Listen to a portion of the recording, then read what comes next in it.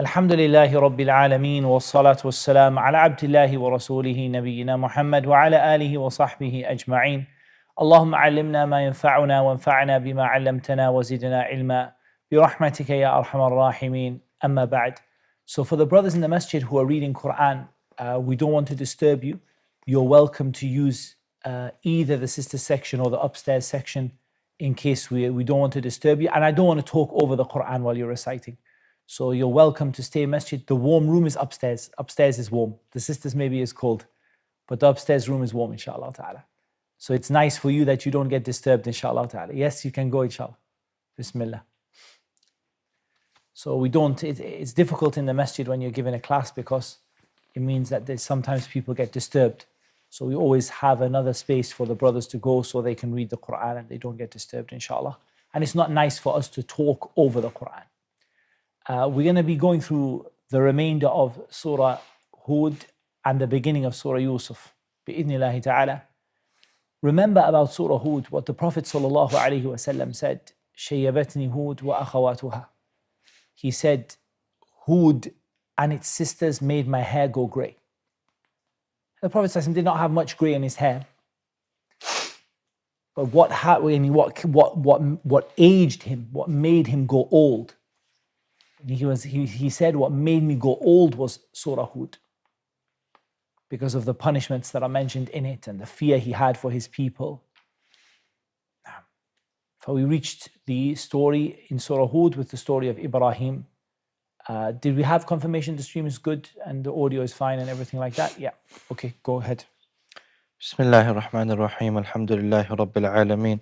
Wassalatu wassalamu ala ashrafil anbiya'i wal mursaleen. سيدنا ونبينا محمد وعلى آله وصحبه أجمعين. اللهم اغفر لنا ولشيخنا وللمستمعين ولجميع المسلمين برحمتك يا أرحم الراحمين. بعد أعوذ بالله من الشيطان الرجيم. قال الله تعالى: ولقد جاءت رسلنا إبراهيم بالبشرى قالوا سلاما.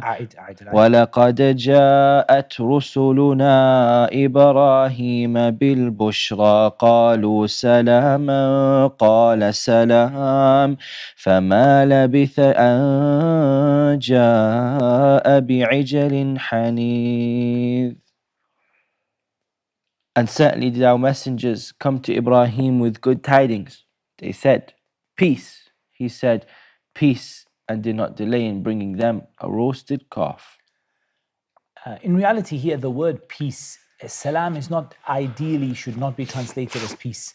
Ideally. It's not a terrible translation, but it's also not a very good one. Salam is you're making dua and يُسَلِّمَهُ اللَّهُ مِنْ كُلِّ عَيْبٍ وَنَقْصٍ, that Allah Azza wa Jal keeps him safe and protects him and secures him from anything which would detract from him or anything which would hurt him.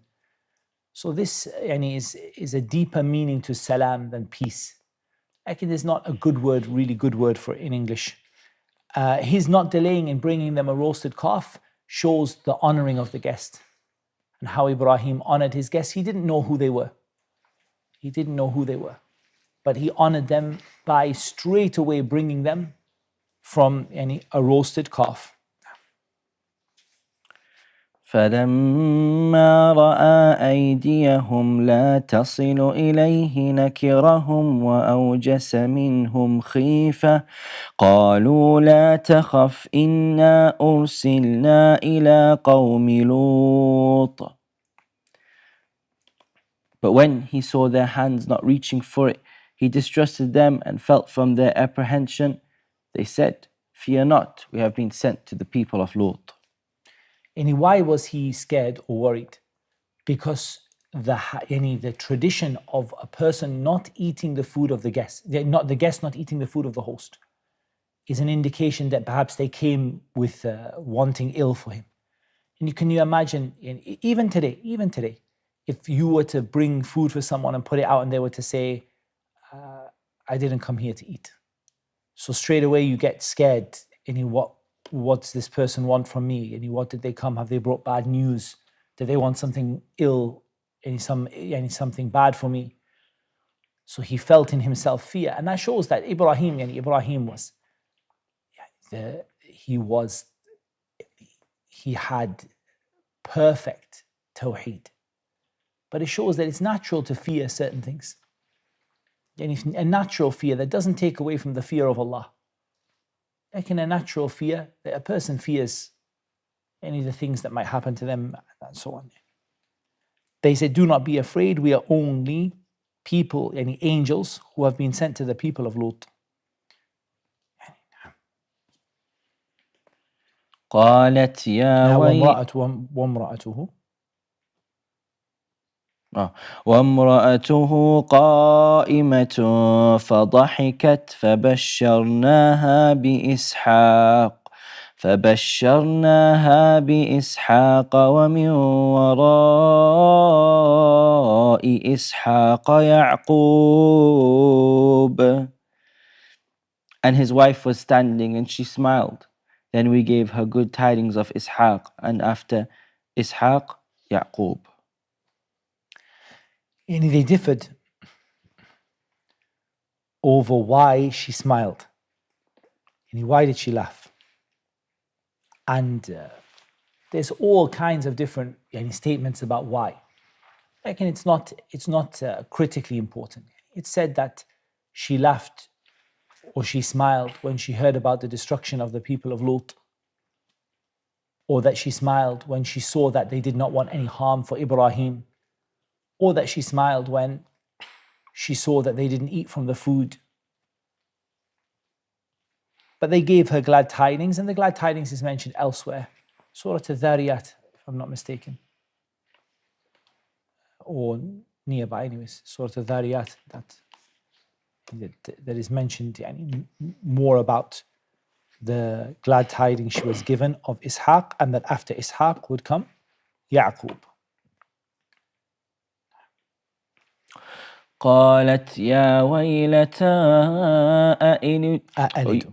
قالت يا ويلتى أألد وأنا عجوز وهذا بعلي شيخا إن هذا لشيء عجيب. She said, woe to me, shall I give birth while I'm an old woman, and this, my husband, is an old man? Indeed, this is an amazing thing. I'm not sure that woe to me is the exact right.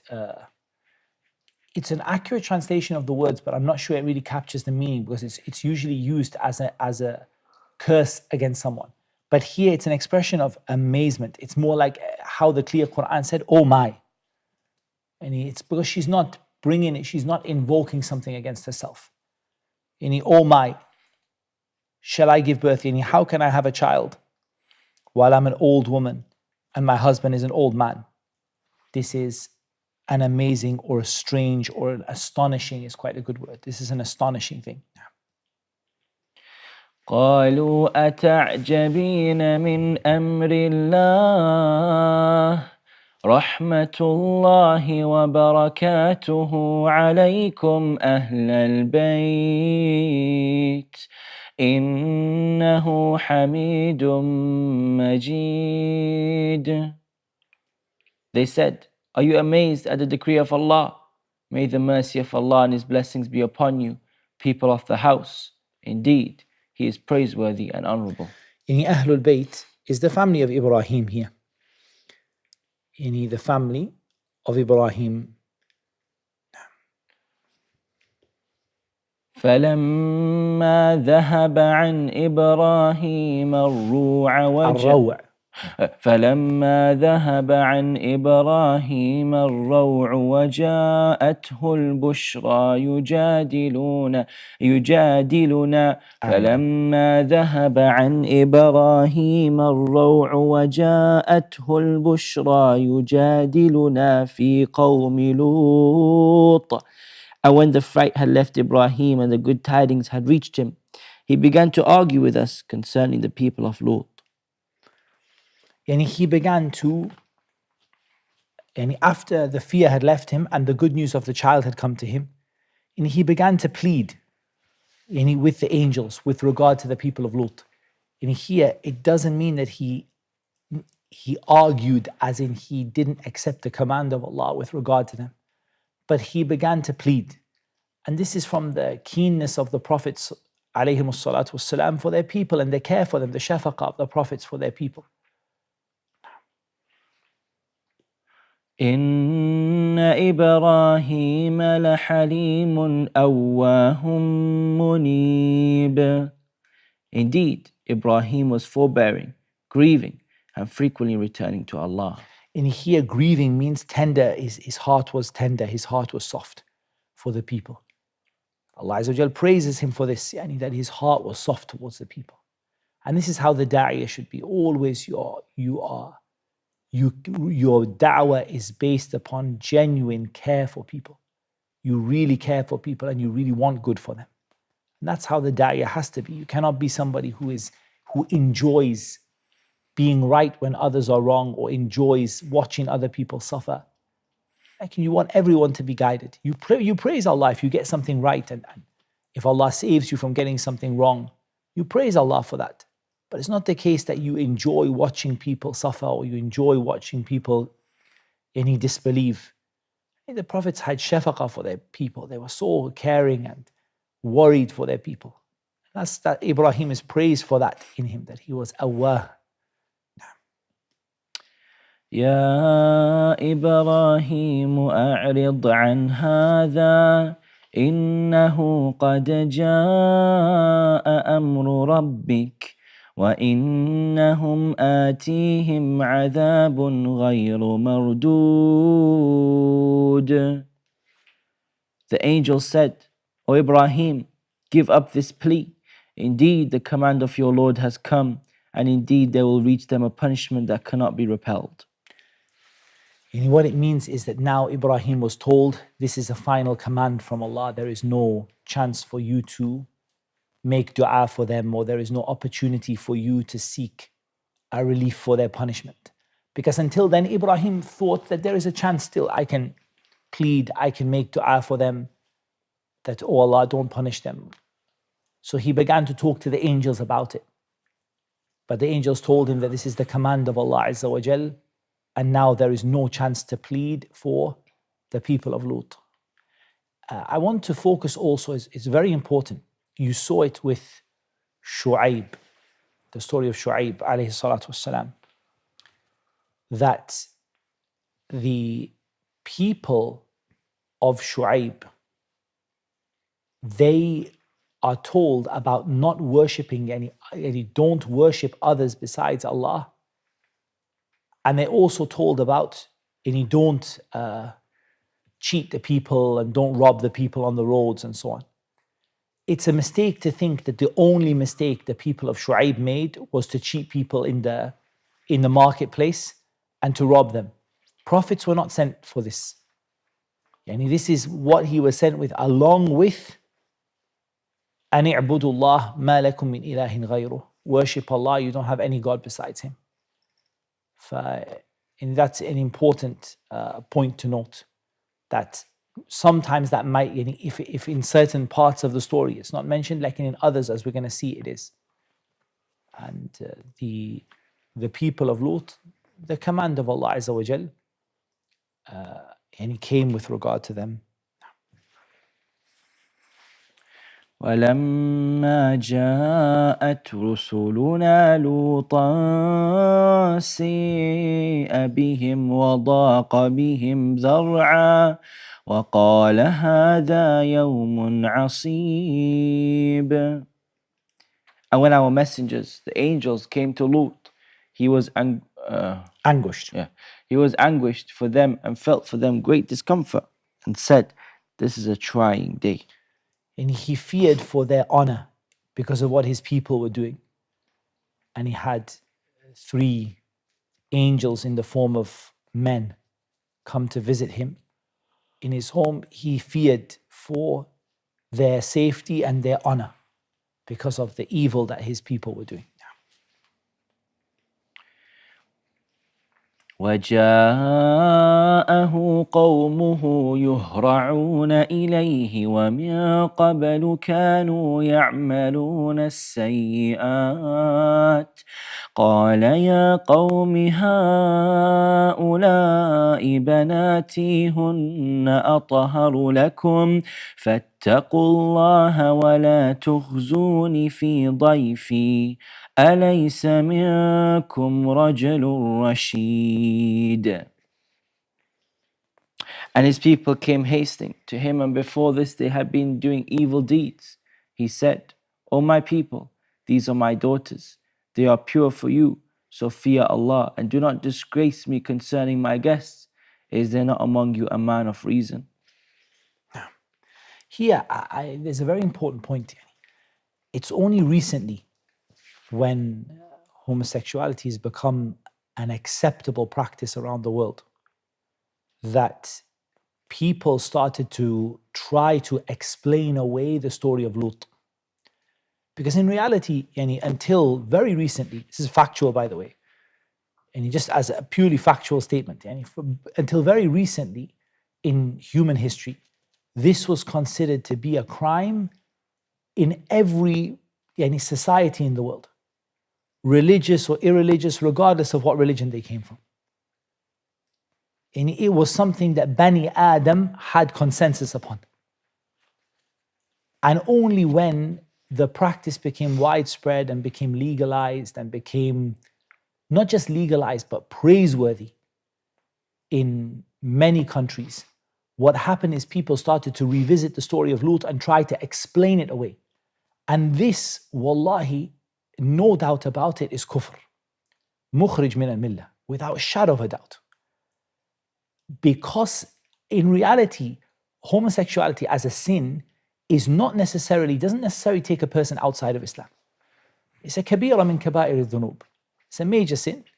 If a person though declares it to be permissible, it doesn't matter whether that person does it or doesn't do it.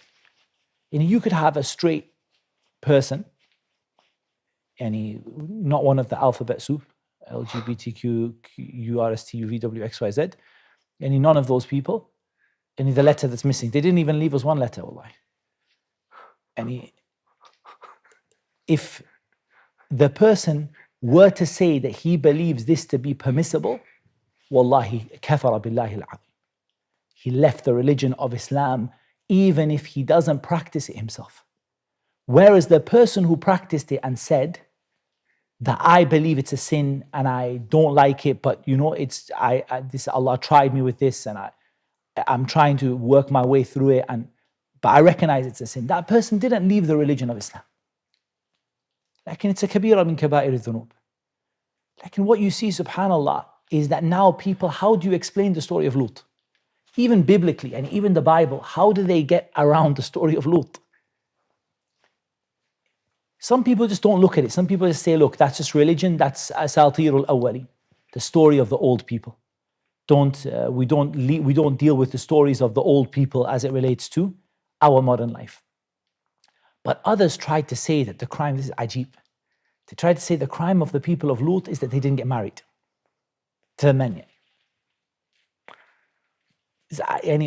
Very, very extremely unusual, extremely you don't even know how to even, where do I even start with that?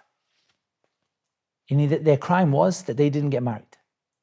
But be careful of this, because even it creeps into some of the translations and some of the, by insinuation, because people are trying to escape the problem that you now became, you're saying something that is considered to be sacred and you're attacking something which is sacred to these people. Wallahi, LGBTQ became a religion that the people follow. And to speak against it is to insult their gods. That's how it became now. It became on level with the worst of crimes in humanity to speak about it. For people, at that time, they feel scared for their religion, and what they do is they start to compromise. Like in the story of Lut, it's clear they used to do sayyi'at. The sayyi'at they did was not that they didn't get married. Their actions were sayyi'at. They were filthy, immoral actions. And from the evidence for this is this ayah. Because what did Lut say? Did Lut say to them, Billahi alaykum, did Lut say to them that, guys, if you had only got married, this would have been halal for you? He said, these are my daughters, why don't you marry the women of the society? That's what he said. Hunna banati. And these are the women in the society. Why do you not marry the women in your society? There's no way that you can argue. In fact, in the Qur'an, for example, the statement of Allah Azza wa Jal, إِنَّكُمْ أَتَأْتُونَ الرِّجَالَ شَهْوَةً مِّن دُونِ النِّسَاءِ. Lut said to them, your crime is that you go to men in intimacy and you don't go to women. That's a nas in the Qur'an. It's a text and you cannot argue with it. Don't allow people, I fear, wallahi, people that would say, Muhammad Tim, you don't even need to say this. Wallahi, I fear, wallahi, where we are going as a society in terms of the Muslims. For the non-Muslims, what do you expect from them? The person who made shirk with Allah Azza wa Jal, there's no sin greater than making a partner with Allah. For what do you expect for them after that? You expect for them righteousness and purity and morals. What do you expect from the person who doesn't believe in Allah subhanahu wa ta'ala? I'm scared for the Muslims, wallahi. And in some countries, it is terrifying the way this is going. For the Muslims, the non-Muslims, ذَرْهُمْ وَمَا يَفْتَرُونَ. Leave them and the lies they invent. But it's terrifying what's happening to the Muslims. Is that Muslim kids are literally being taught that there is nothing wrong with this. And a text of the Qur'an, إِنَّكُمْ لَتَأْتُونَ الرِّجَالَ شَهْوَةً مِّن دُونِ النِّسَاءِ. You go to men in intimacy instead of women. And they're being taught that that is not actually something wrong. And it doesn't matter if all of them, and if not one single one of them ever does it in their life. If they grow up with this belief and it settles in their heart, in the end result of it is kufr billahi azza wa jal. To disbelieve in the ayat of Allah subhanahu wa ta'ala. It's very, very dangerous. And there's no doubt that this is part of changing the creation of Allah that the shaitan took as a goal for himself. فَلَا يُغَيِّرُنَّ خَلْقَ اللَّهِ. They will change the creation of Allah. What do you mean change the creation of Allah? They will change what Allah created them upon. زُيِّنَ لِلنَّاسِ حُبُّ الشَّهَوَاتِ من النساء مو من الرجال. صحيح. Allah Azza wa Jal created men with a love for women. And shaitan came to them and did what? وَلَآمُرَنَّهُمْ فَلَا يُغَيِّرُنَّ خَلْقَ اللَّهِ. To change the creation that Allah Azza wa Jal put inside of a person. We have to protect our kids from this. We have to teach our kids this is wrong.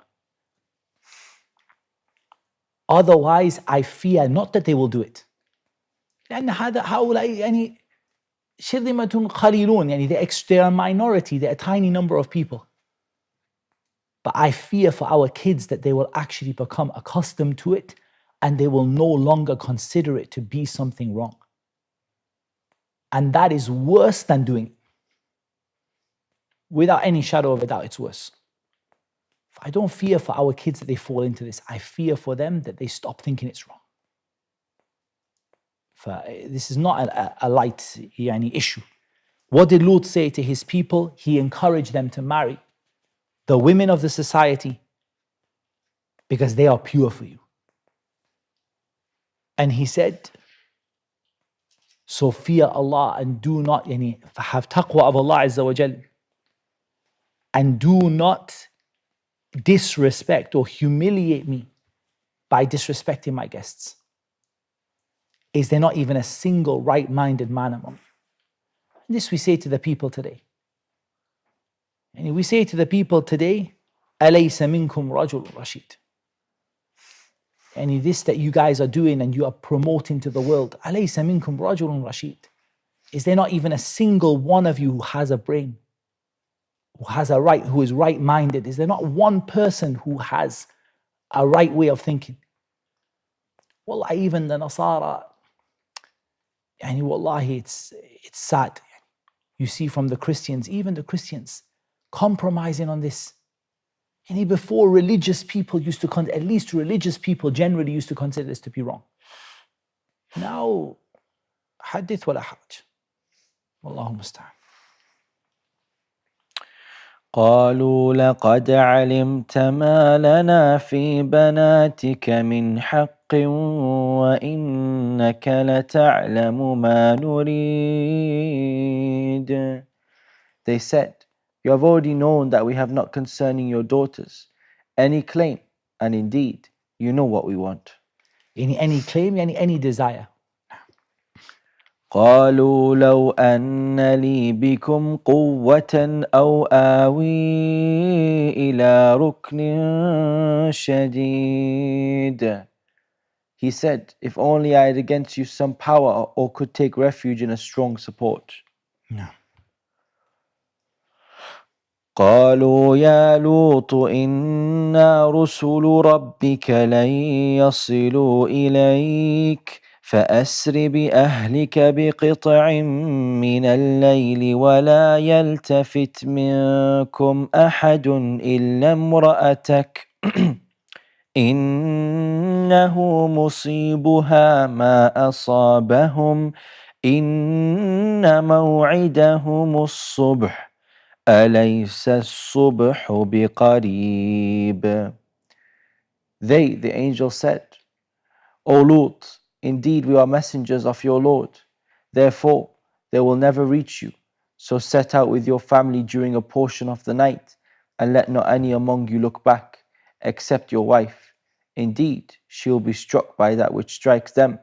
Indeed, their appointment is for the morning, is not the morning near.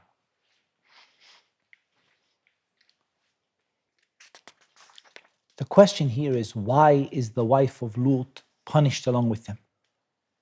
Because this is known that what is being discussed here is men. And the people of Lut, the men of the people of Lut. Why is she being punished? Because the one who encourages evil is the same as the one who does it. And that's a principle, right? Now she encouraged them for this evil, and she was pleased for them to do it, so she became with them.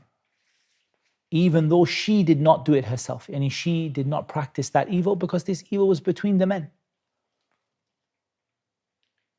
But she was pleased with it and she encouraged it, so she suffered the same fate. And this is from the important principles with regard to ordering good and forbidding evil. كانوا لا يتناهون عن منكر فعلوا. They used to not stop each other from evil that they did.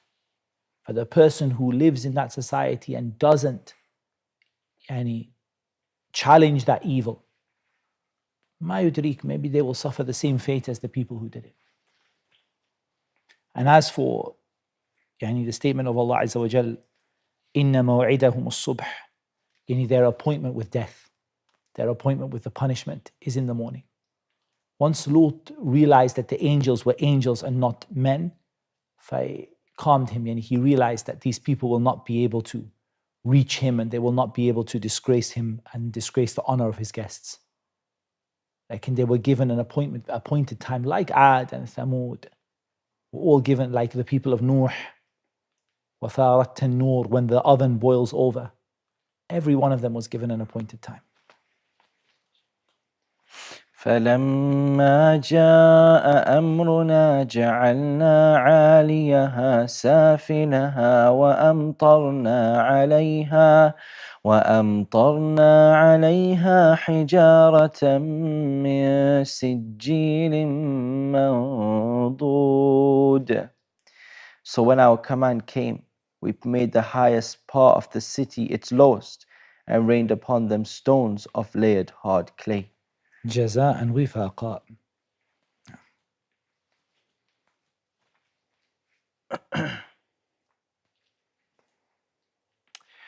مسومة عند ربك وما هي من الظالمين ببعيد. Marked from your Lord, and it is not from the wrongdoers very far. And this is the thing that terrifies a person. The statement of Allah Azza wa Jal, وَمَا هِيَ مِنَ الظَّالِمِينَ بِبَعِيدٍ. It's not far from the people who are wrongdoers. That Allah subhanahu wa ta'ala marks out for them a punishment.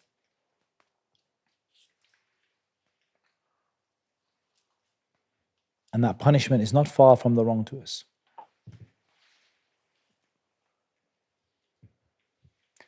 What does it mean marked?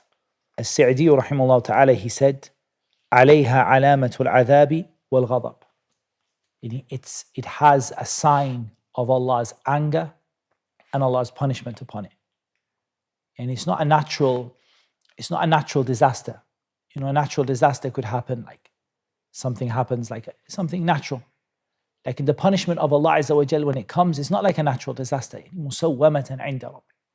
This was something that was marked as a punishment from Allah. That Allah Azza wa Jal made, and He turned the city upside down and rained down upon them stones. Jaza and wifaqa. A fitting punishment for the crime. وإلى مدين أخاهم شعيبا قال يا قوم اعبدوا الله ما لكم من إله غيره ولا تنقصوا المكيال والميزان إني أراكم بخير وإني أخاف عليكم عذاب يوم محيط. And to Madian we sent their brother Shu'ayb. He said, O my people, worship Allah. You have no deity other than Him, and do not decrease from the measure and the scale. Indeed, I see you in prosperity, but indeed I fear for you the punishment of an all-encompassing day. So here we see that even though in Surah Al-A'raf, perhaps, and I don't remember, is it mentioned in that much detail, but we see clearly that the people of Shu'ayb, it was not just the crimes they were committing in terms of crimes against people, but it was also their shirk. Every prophet was sent to call the people away from shirk and to call them to tawheed. Every prophet was sent to call them away from worshipping other than Allah and to call them to worship Allah subhanahu wa ta'ala alone, along with dealing with the crimes that they committed in the society. وَيَا قَوْمِ أَوْفُوا الْمِكْيَالَ وَالْمِيزَانَ بِالْقِسْطِ وَلَا تَبْخَسُوا النَّاسَ أَشْيَاءَهُمْ وَلَا تَعْثَوْا فِي الْأَرْضِ مُفْسِدِينَ. And O my people, give full measure and weight in justice, and do not deprive the people of their due, and do not commit abuse on the earth, spreading corruption. No. بقية الله خير لكم إن كنتم مؤمنين وما أنا عليكم بحفيظ. What remains lawful from Allah is best for you if you would be believers, but I am not a guardian over you. بقية الله here, ما أبقى الله لكم, what Allah has left behind for you from that which is lawful, and you are taking what is unlawful. If you suffice yourself what Allah had left for you to be lawful, it would be enough for you. And that's the case for everybody, and he needs to understand that what Allah Azza wa Jal has made lawful for you is enough for you. قالوا يا شعيب أصلاتك تأمرك أن نترك ما يعبد آباؤنا أو أن نفعل في أموالنا ما نشاء إنك لأنت الحليم الرشيد. They said, O Shu'ayb, does your prayer command you that we should leave what our fathers worship, or not do with our wealth what we please? Indeed, you are the forbearing, the discerning. So first of all, they were worshipping other than Allah Azza wa Jal. And then after that, they said, should we not be able to do whatever we want with our wealth? If we want to steal, if we want to cheat people, whatever we want to do with our wealth, we should have the right to do what we want. And that, and he shows, and that's a mentality that has not left the people. And until today, you see that argument. Why should I be told what to do with my wealth, what to do with my, and how to live my life. And that's the opposite of the meaning of the word Islam, submission to Allah subhanahu wa ta'ala. As for their statement that you are the forbearing, the discerning, yani tolerant and sensible, they were being sarcastic. They were being sarcastic in response to him. قال يا قوم أرأيتم إن كنت على بينة من ربي ورزقني منه رزقا حسنا وما أريد أن أخالفكم إلى ما أنهاكم عنه إن أريد إلا الإصلاح ما استطعت وما توفيقي إلا بالله عليه توكلت وإليه أنيب. He said, O my people, have you considered if I'm upon clear evidence from my Lord, and He has provided me with a good provision from Him, and I do not intend to differ from you in that which I have forbidden you. I only intend reform as much as I am able, and my success is not but through Allah. Upon Him I have relied, and to Him I return. First of all, here, I want you to think about the statement of Allah Azza wa Jal with regard to Shu'ayb, that he said, وَمَا أُرِيدُ أَنْ أُخَالِفَكُمْ إِلَى مَا أَنْهَاكُمْ عَنْ. This is critical for the person who gives da'wah, for everyone who wants to make a community right, wants to correct their community. And that is that he said, I do not want to do the opposite of what I'm telling you to do. I don't want to be the one who goes opposite to you in what I've told you to do. And that is, subhanAllah, the case. And if you look at a lot of people who are trying to correct a community or trying to give da'wah, they are willing themselves to do the opposite of what they tell the people to do. For example, he's saying, I'm not saying that it's allowed for me to cheat and not allowed for you. I'm not saying that it's allowed for me to steal and not allowed for you. I'm not saying that it's allowed for me to, I'm telling you to do things that I do. I practice what I preach. I'm not telling you to do something that I don't do myself. And his statement, إِنْ أُرِيدُ إِلَّا الْإِصْلَاحَ مَا اسْتَطَعْتُ. This is the role of the da'iyah, the caller to Allah Azza wa Jal. I only want to bring about rectification. What I want is to make things right. And this should be like a heading under which every da'iyah operates. In uridu illa al-islah ma istata'tu. Why are you doing what you're doing? I want to correct the affairs as much as I can. I want to make peace between people. I want to make things right as much as I can. وَمَا تَوْفِيقِي إِلَّا بِاللَّهِ. So the first one is his own efforts. الْأَخْذ بِالْأَسْبَابِ.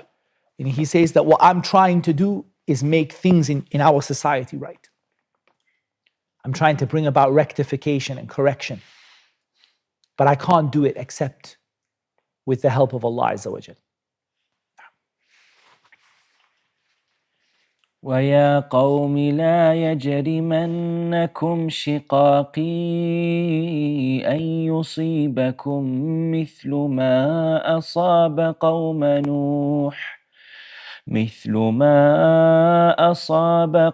نوح أو قوم هود أو قوم صالح وما قوم لوط منكم ببعيد.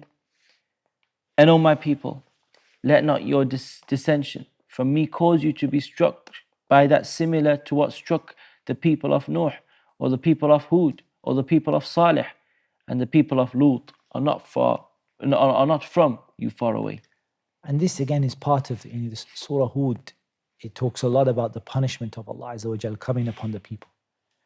What are they told? Look at the people before you. Look at the people of Nuh, the people of Hud, the people of Salih, now the people of Madian. That tells us chronologically they came like that. They came in that like that. Now we know that the people of Lut came at the same time of Ibrahim. And Lut and Ibrahim were related to one another.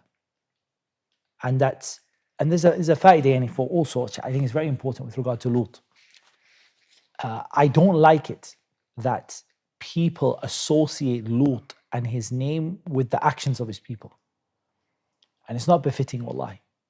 Lut, he is a Nabi, a prophet of Allah, alayhi salatu wassalam, who ordered the people to do good.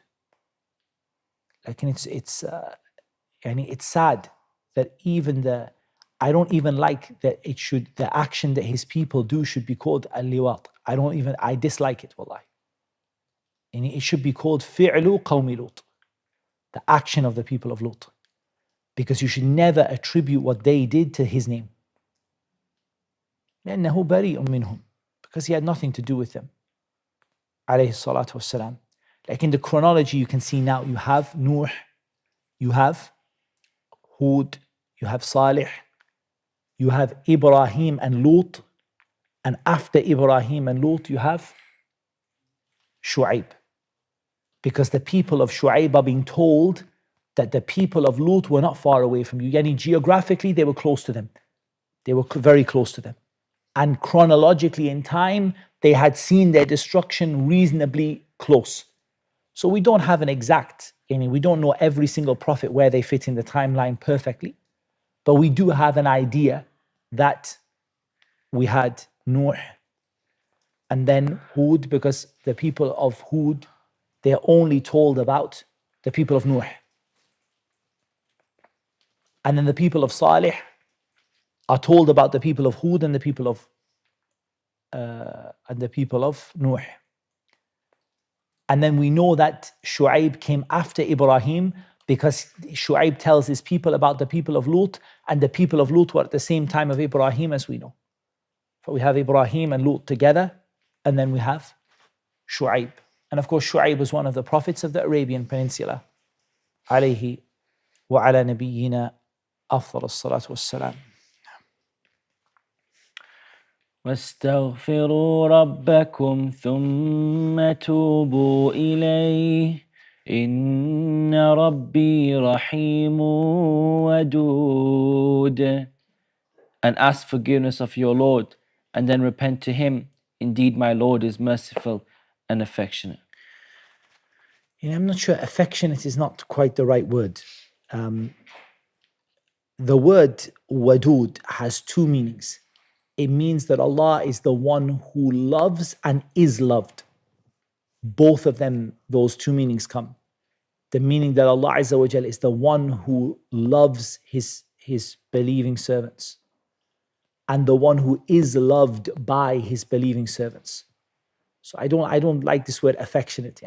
لا ينبغي. It doesn't fit with Allah subhanahu wa ta'ala. Rather, I think we have here most loving, all loving. But the reality of this name is he is the one that his believing servants love him, and he loves his believing servants.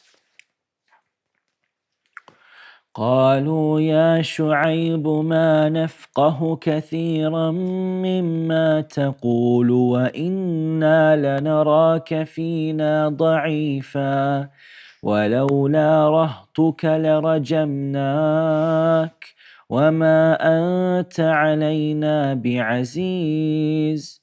They said, O Shu'ayb, we do not understand much of what you say, and indeed we consider you among us as weak, and if not for your family, we would have stoned you to death, and you are not to us one respected.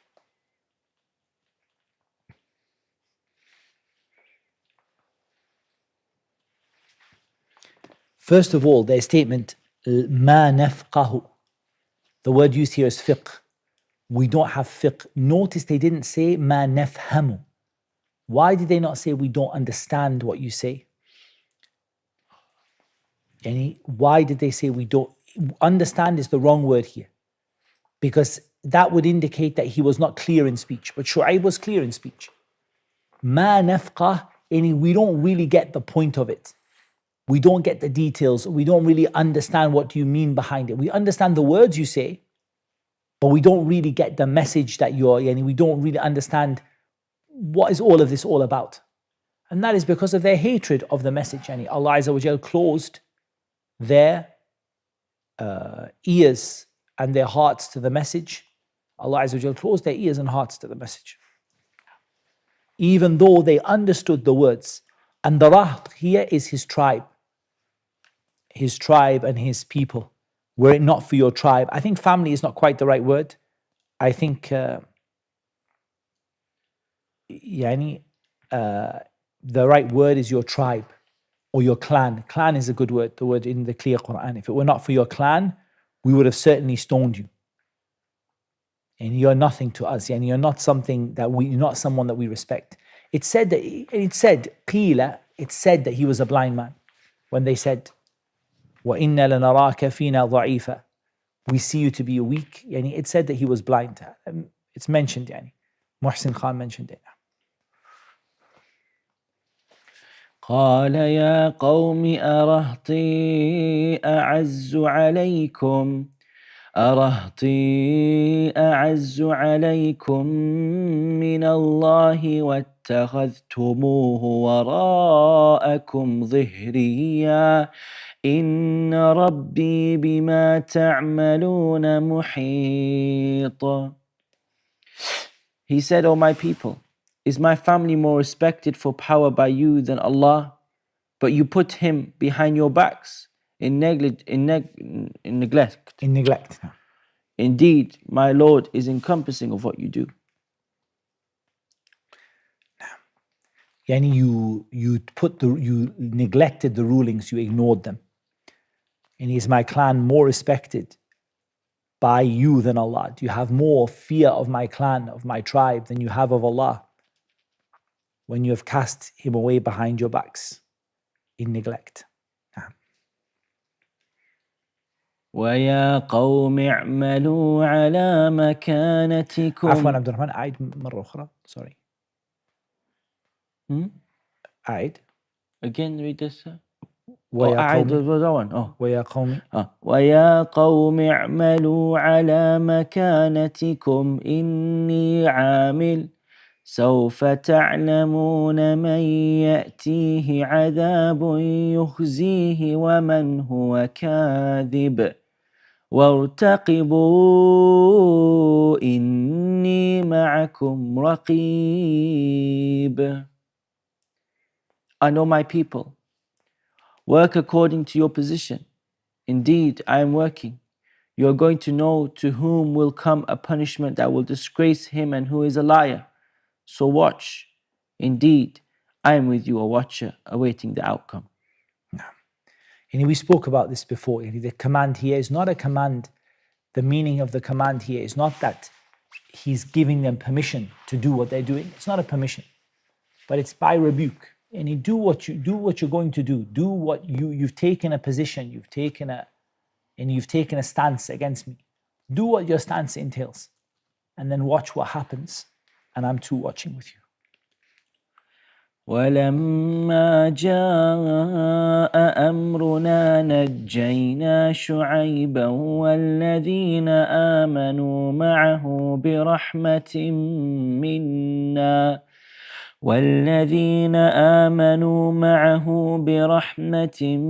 منا وأخذت الذين ظلموا الصيحة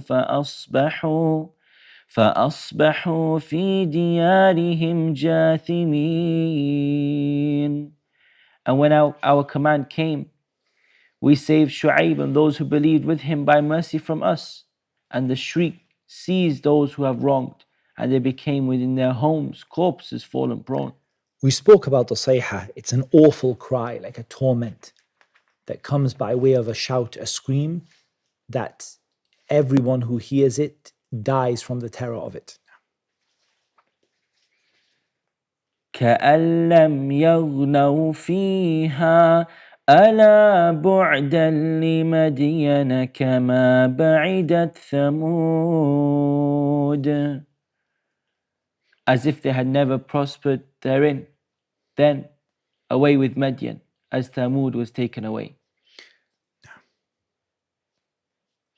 And I like the clear Qur'an. The wording is a little tricky, but the clear Qur'an is good. So away with Madian as it was with Thamud.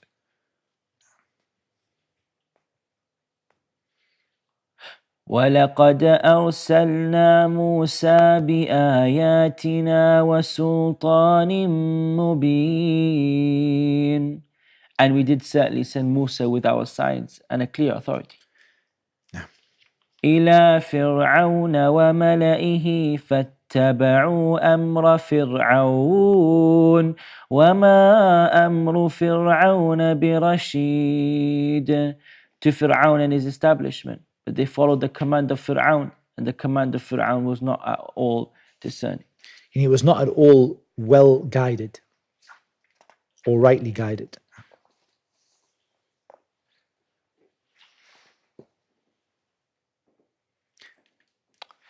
يقدم قومه يوم القيامة فأوردهم النار وبئس الورد المورود.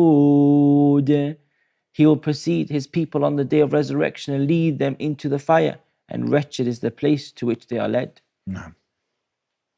وأتبعوا في هذه لعنة ويوم القيامة بئس الرفد المرفود. And they were followed in this world with a curse and on the day of resurrection, and wretched is the gift which is given. And the gift which is given is the curse. And wretched is that which they were given. ذلك من أنباء القرى نقصه عليك منها قائم وحصيد. That is from the news of the cities, which we relate to you. Of them, some are still standing, and some are as a harvest mowed down. And from the cities here, not the people. None of those people were left standing. But from their cities, some of them, like the cities of Thamud, that they carved in the mountains, are still standing for you to see today. And others, like what happened to the people of Lut, their cities are at the bottom of the sea. There's nothing left of them.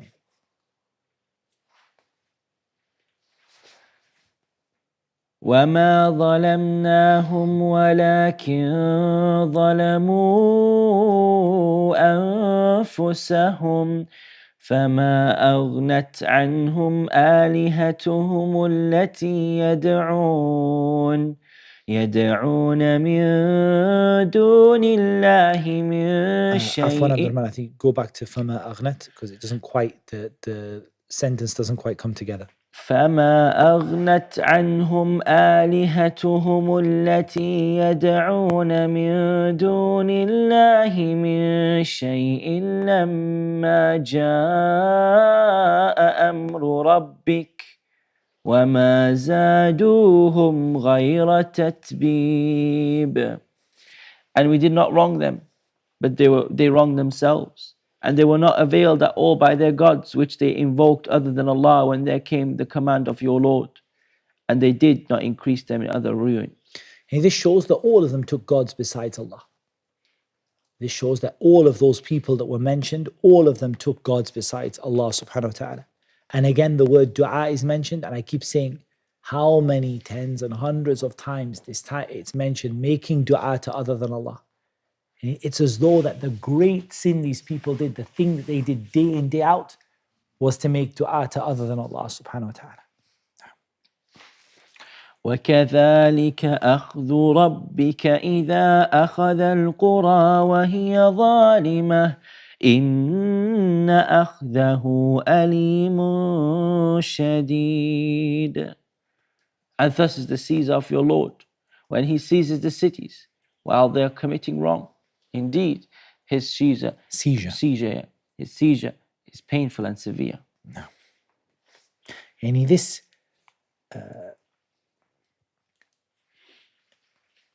when Allah Azza wa Jal, the seizure here is when Allah Azza wa Jal finally sends his punishment. Allah gives them respite, a chance to change. Allah opens for them the dunya. Allah gives them some hardship to begin with. As we've spoken about the sunnah of Allah. So to begin with, they're given a messenger. Then they're given some hardship to make them think and repent. Then they are given ease. All of this time, all of these situations that they are in, And then finally, when the punishment of Allah Azza wa Jal comes, it is alimun shadid. It's painful and severe.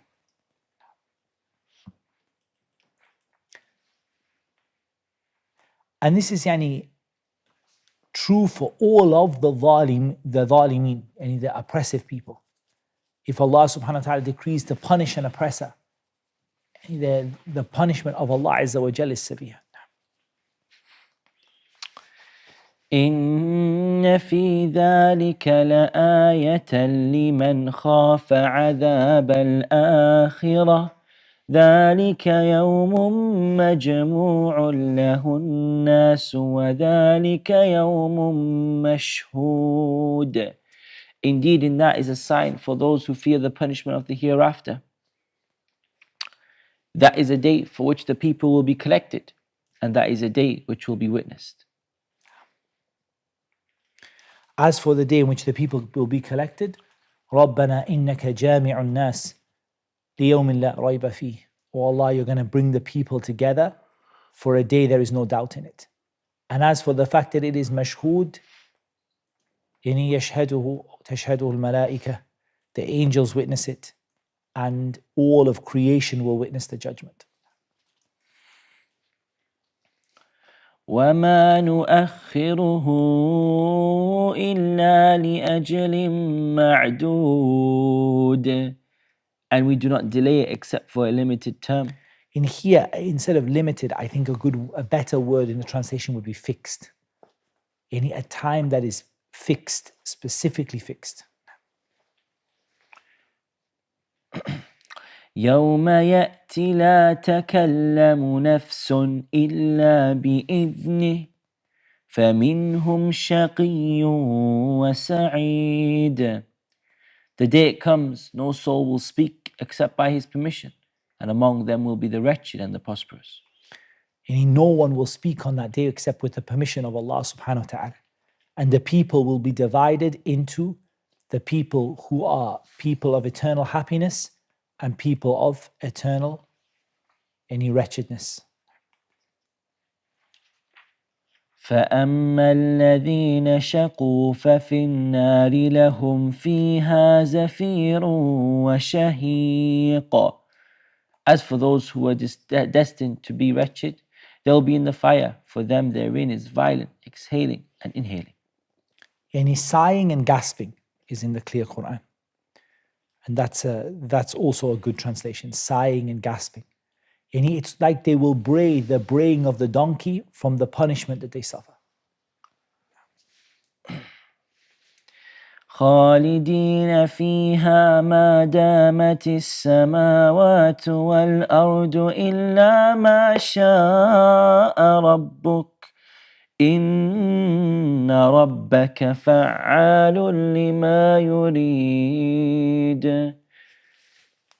They will be aiding therein as long as the heavens and the earth endure. They will be abiding. They will be abiding therein as long as the heavens and the earth endure, except what your Lord should will. Indeed, your Lord is an effector of what He intends. I'm not sure effector doesn't quite, it's a difficult word to understand. Surely your Lord does what He, fa'al, He certainly does what He wants. Again, intends, I prefer yurid should always be translated as wants here. Just to be, wills is fine, because it is yurid here. Doesn't mean yuhib, it means yasha. Yuridu here means yasha'u, what He wills. The people, what does it mean? Illa ma sha'a rabbuk. We said that as for what Allah wills, Allah has told us that as regards to the disbeliever, that Allah wills to leave them in Jahannam forever. And as for the believer, Allah Azza wa Jal wills for them to leave the fire eventually. That is the meaning of illa ma sha'a rabbuk. I'll just go to see what did...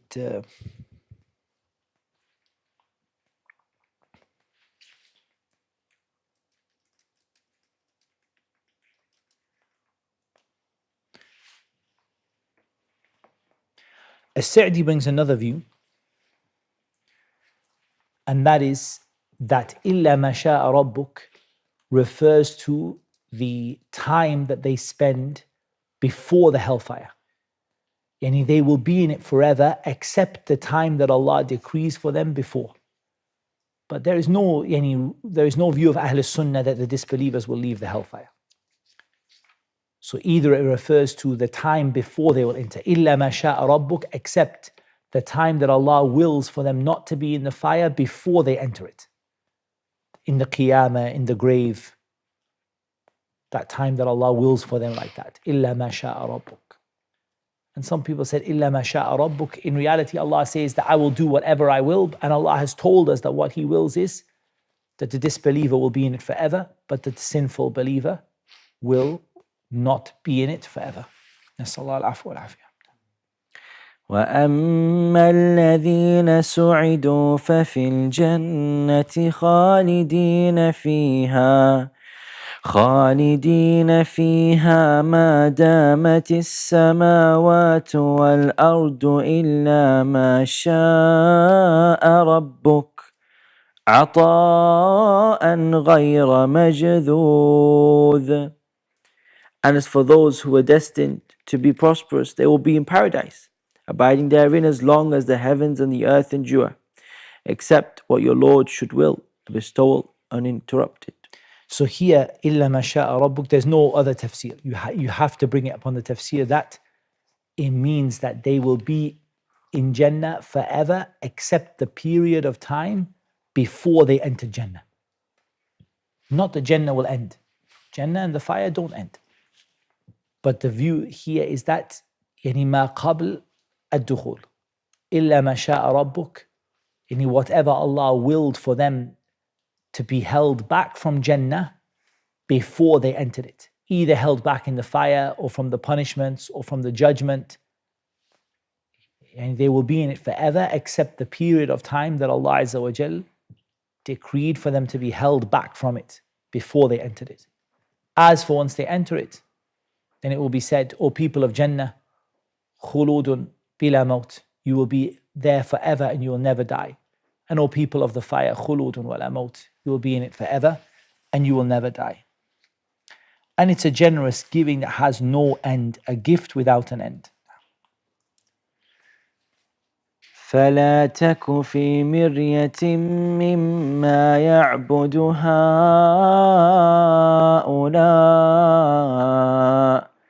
ما يعبدون إلا كما يعبد آباؤهم من قبل وإنا لموفوهم نصيبهم غير منقوص.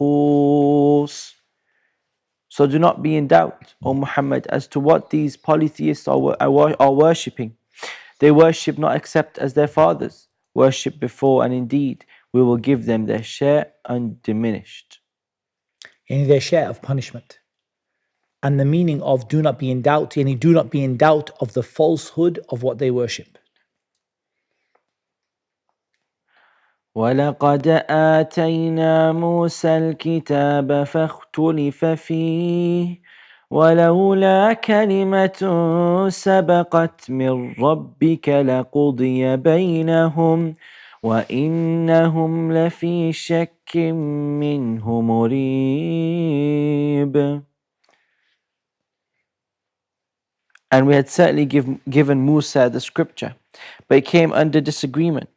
And if not for a word that proceeded from your Lord, it would have been judged between them. And indeed, they are concerning it in disquieting doubt. Disquieting. Disquieting. I think doubt. disquieting, yes. Disquieting.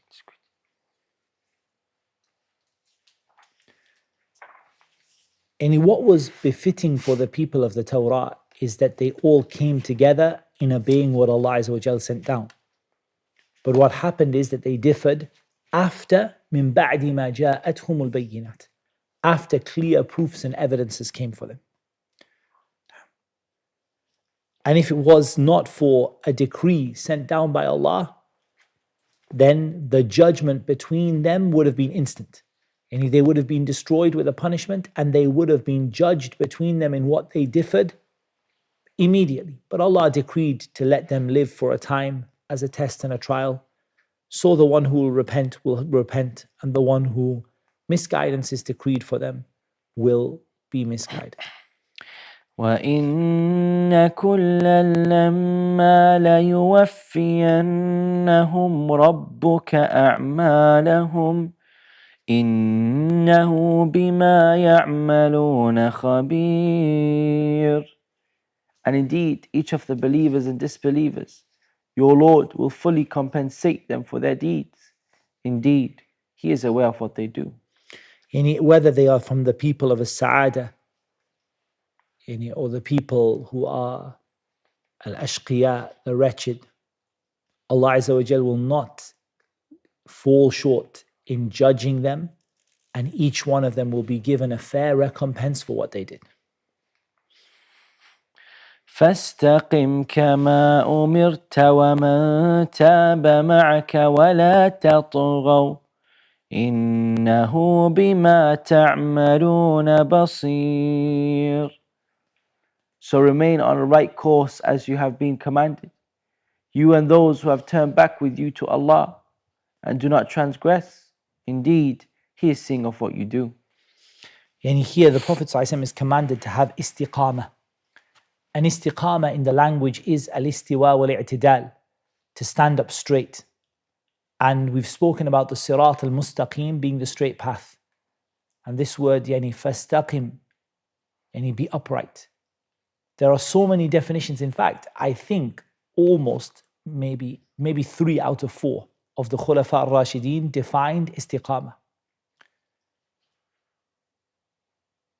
From the definitions of the definition of Abu Bakr, who brought it to Tawheed, the issue of Tawheed, worshipping Allah Azza wa Jal alone, because that's the beginning of istiqamah.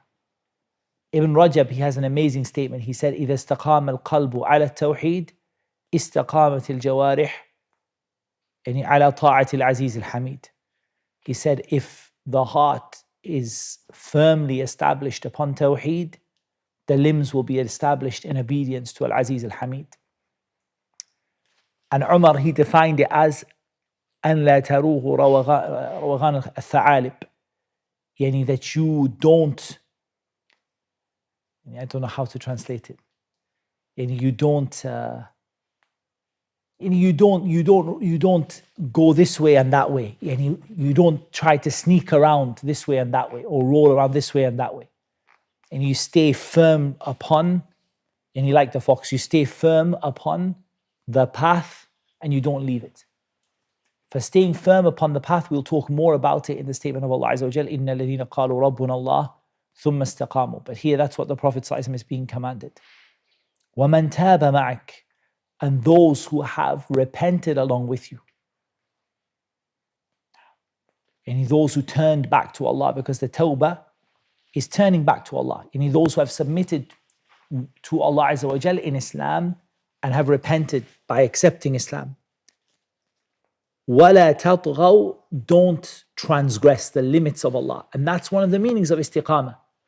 And this ayah defines istiqamah. Because one of the main meanings of istiqamah is do not go left or right. Do not go away from the straight path. Don't transgress any of the limits. And Allah subhanahu wa ta'ala sees everything that you do.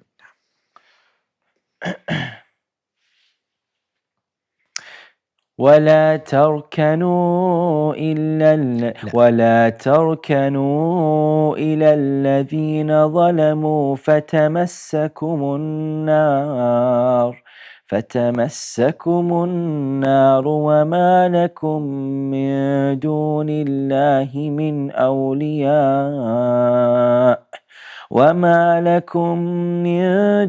الله من أولياء ثم لا تنصرون. And do not incline toward those who do wrong, lest you be touched by the fire, and you will not have other than Allah any protectors, then you will not be helped. When you incline towards the wrongdoers, what you really do is you start to agree with and tolerate their oppression. And this ayah is very important for us to think about in how we behave towards the non-Muslims. Because this is a'zam al-dhulm. It's the greatest of oppression. Shirk billah, kufr. It's the greatest of oppression. Don't incline towards them. Don't find yourself agreeing with and allowing and tolerating the shirk that they do. Because if you incline towards them, in the end of the day, you are going to end up supporting them, taking them as allies, or even you're going to end up tolerating their worship of other than Allah. When you incline, when you lean towards them. So this is a very emphatic statement. It's not a statement, not just don't take them as allies. Don't even incline yourself towards them. Don't be tempted to just lean yourself towards them. Because if you do, you're going to end up supporting them in what they do. And if you did that, then you would be touched by the fire and there would not be any awliya, besides Allah subhanahu wa ta'ala, and you would not be helped. And this is said to the believers. It's not being said to the Prophet ﷺ, it's said to all the believers. Don't incline yourself towards the people who oppress, the disbelievers. وأقم الصلاة طرفي النهار وزلفا من الليل إن الحسنات يذهبن السيئات ذلك ذكرى للذاكرين. And establish prayer at the two ends of the day and at the approach of the night. Indeed, good deeds do away with misdeeds. That is a reminder for those who remember. The scholars of Tafsir, they say here that this includes all the 5 daily prayers. طرفي النهار, at the two sides of the day. So at one side of the day, what do you have at the beginning of the day? Fajr. What do you have at the other side of the day? They say Dhuhr and Asr. Dhuhr and Asr. Or no problem, even if you said only Asr. Because anyways, the ayah in Surah Al-Isra, أقم الصلاة لدلوك الشمس إلى غسق الليل. دلوك الشمس is Salat al-Dhuhr. وزلفا من الليل, in the time when the early night. Which prayers are in the early night? Maghrib and Isha are the 2 prayers which come in the earlier part of the night. Maghrib comes after the sun has just set, and Isha when the redness disappears from the sky. For they say that all of the 5 daily prayers are mentioned here. I think the one that is maybe is a little bit, requires a bit of explanation is Salat al-Dhuhr. Like it's mentioned elsewhere, أقم الصلاة لدلوك الشمس إلى غسق الليل وقرآن الفجر إن قرآن الفجر كان مشهودا in Surah Al-Isra. So here it's mentioned دلوك الشمس is when the sun is in the middle of the sky. Dhuhr. Otherwise, if you gather together, all of the prayers, Hatta Asr is mentioned, Dhuhr is mentioned, Maghrib is mentioned, Isha is mentioned, Fajr, each one is mentioned in their own place. Each one is mentioned throughout the Qur'an in various places, all of the 5 daily prayers. It's not like people think that only 3 prayers are mentioned in the Qur'an. Some people have a misunderstanding that only 3 prayers are mentioned in the Qur'an. It's not the case. That's why the people who disbelieve in the Sunnah, many of them, they do whatever prayers they do to whatever God they worship. They do it 3 times and not 5 times, because they said the Qur'an only tells you to pray 3 times a day. Like the reality is, if you bring together the ayat of the Qur'an, it's clear. All of the 5 daily prayers are mentioned. إن الحسنات يذهبن السيئات. It's a beautiful principle for us. Good deeds wipe out bad deeds. Add to this the statement of the Prophet ﷺ, وَأَتْبِعِ السَّيِّئَةَ الْحَسَنَةَ تَمْحُهَا. Follow up a good deed with a bad deed and it will wipe it. Follow up a bad deed with a good deed. Let's get the right way. Follow up a bad deed with a good deed and it will wipe it out. If you do something bad, immediately do something good, it will wipe it out. Some of the scholars say it's better if you can do the same kind of good thing as related to the bad thing you did. Meaning, if you did backbiting, say something good about the person. If you stole something, give it back and then give charity. And if you can do it from the same thing, but it's not a condition. إِنَّ الْحَسَنَاتِ يُذْهِبْنَ السَّيِّئَاتِ. واصبر فإن الله لا يضيع أجر المحسنين. And be patient, for indeed Allah does not allow to be lost the reward of those who do good. No. فلولا كان من القرون من قبلكم أولو بقية ينهون عن الفساد في الأرض إلا قليلا ممن أنجينا منهم واتبع الذين ظلموا ما أترفوا فيه وكانوا مجرمين. So why were there not among the generations before you those of enduring discrimination, forbidding corruption on earth, except a few of those we saved from among them? But those who wronged pursued what luxury they were given therein, they were criminals. And if only there had been among the generations before you people having wisdom, stopping people from doing corruption on the earth. And this is very important. And we said, when we spoke about the wife of Lut, that it's not just about the people who commit the crimes, but it's also about the people who don't stand up and stop them from doing it. According to the laws of Islam, من رأى منكم منكرا فليغيره بيده فإن لم يستطع فبلسانه فإن لم يستطع فبقلبه وذلك أضعف الإيمان. Whoever sees an evil, let him change it with his hand. If he can't, meaning he doesn't have authority, let him change it with his tongue. If he can't, meaning he doesn't have knowledge, let him hate it in his heart by distancing himself from it and keeping away from it. And that is the weakest, i.e. the minimum standard of faith.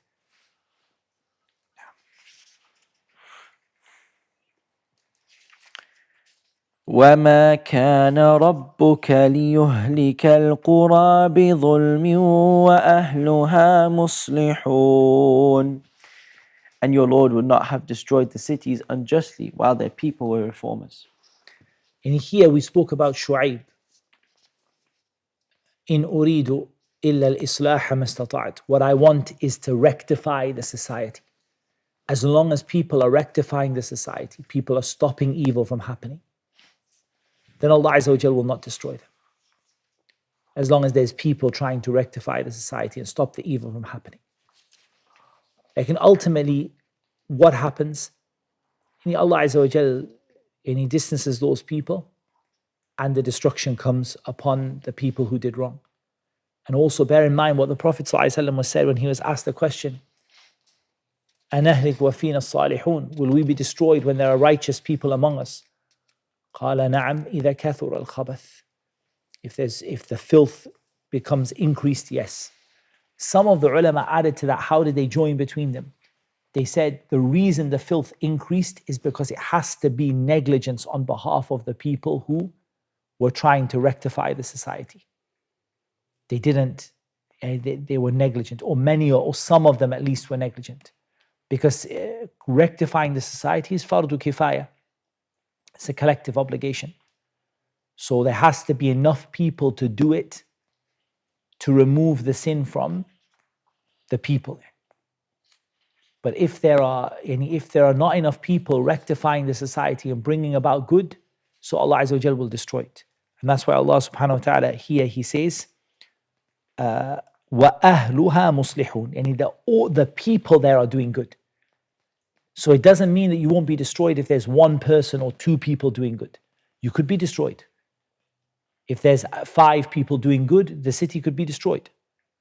Like, and when the condition of the people generally is that they're trying to fix things and correct things, and there's a kifaya, enough people are commanding good and forbidding evil for that to be done, then Allah will not destroy the people in that situation. But when it becomes just a few people overcome by the majority, and there's not enough people doing the job of commanding good and forbidding evil, so Allah subhanahu wa ta'ala, and it comes back to the hadith of the Prophet ﷺ, نَعَمْ إِذَا كَثُرَ الْخَبَثِ. If there's enough corruption in the society, so everybody can be destroyed, including the righteous. And those who are blameworthy will be blamed, and those who are not blameworthy will not carry the sin of the other people. ولو شاء ربك لجعل الناس أمة واحدة ولا يزالون مختلفين. And if your Lord had willed, He could have made mankind one community, but they will not cease to differ.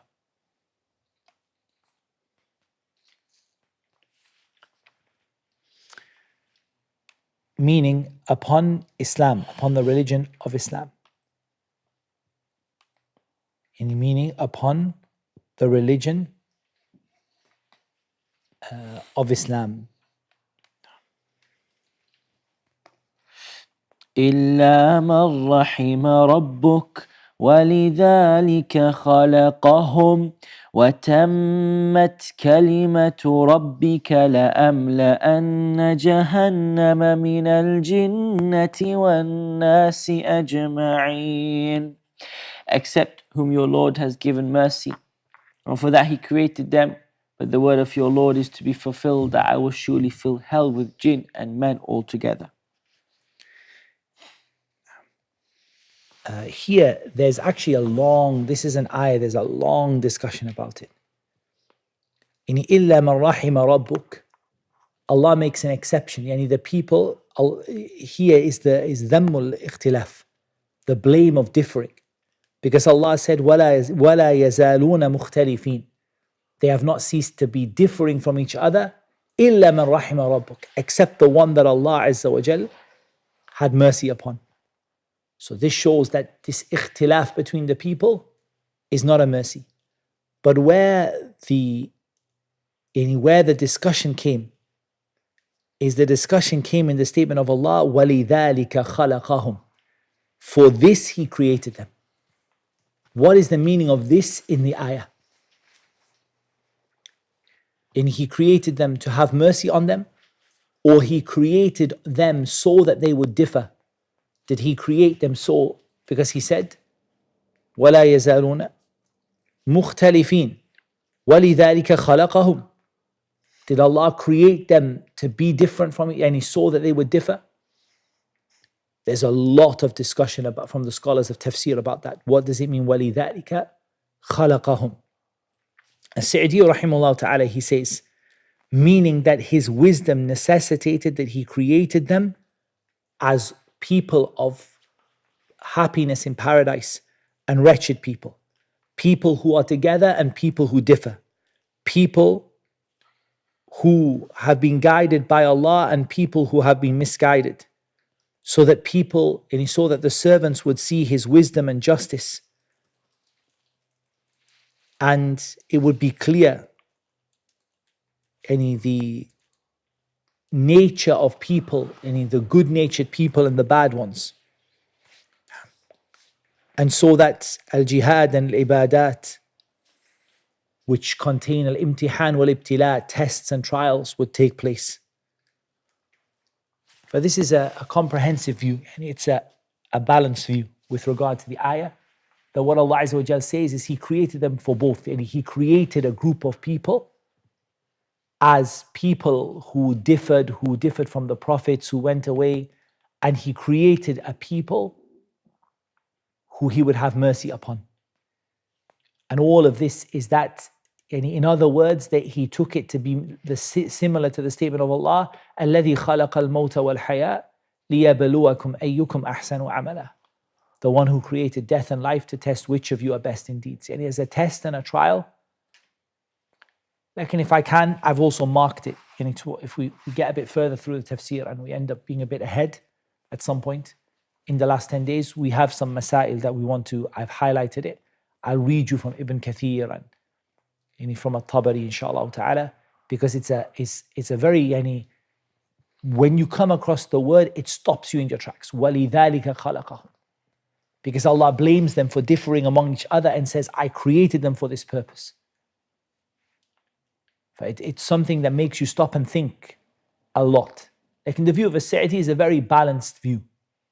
That He created them to differ and to have mercy on them. And to differ some of them and from the prophets, and for others to have mercy, for some to be guided and some not, to show his wisdom and for people to know him. And this is consistent with both the ayah in Surah Al-Mulk and also the ayah at the end of Surah Al-Talaq. الله الذي خلق سبع سماوات ومن الأرض مثلهن يتنزل الأمر بينهن لتعلموا أن الله على كل شيء قدير وأن الله قد أحاط بكل شيء علما. That Allah subhanahu wa ta'ala created the seven heavens and the earths like them, and his command descends between them, so you may know that Allah is able to do all things and that Allah has encompassed everything with his knowledge.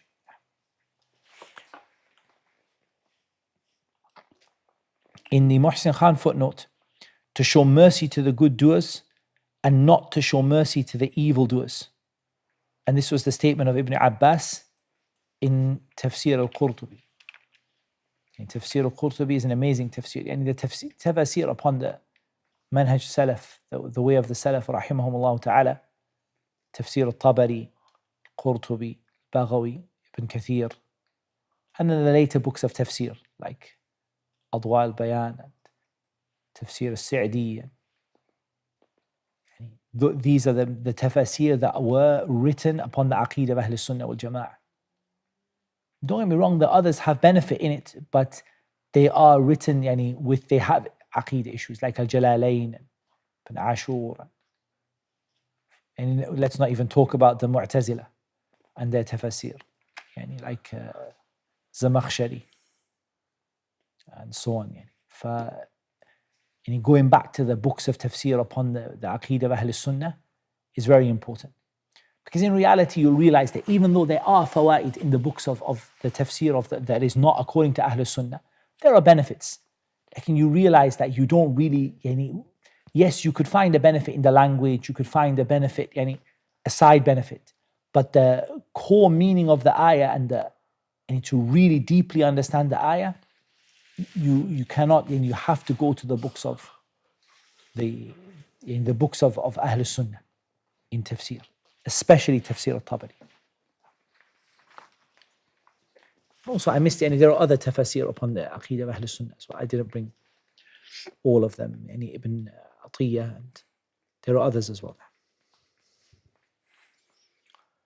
وَكُلًّا نَقُصُّ عَلَيْكَ مِنْ أَنْبَاءِ الرُّسُلِ مَا نُثَبِّتُ بِهِ فُؤَادَكَ وَجَاءَكَ فِي هَذِهِ الْحَقُّ وَمَوْعِظَةٌ وَذِكْرَى لِلْمُؤْمِنِينَ. And each story we relate to you from the news of the messengers is that by which we make firm your heart, and there has come to you in this the truth and an instruction and a reminder for the believers. In this surah, because it says hadihi, not hadha, not the Qur'an, in this surah, the truth, a warning to the disbelievers and a reminder to the believers.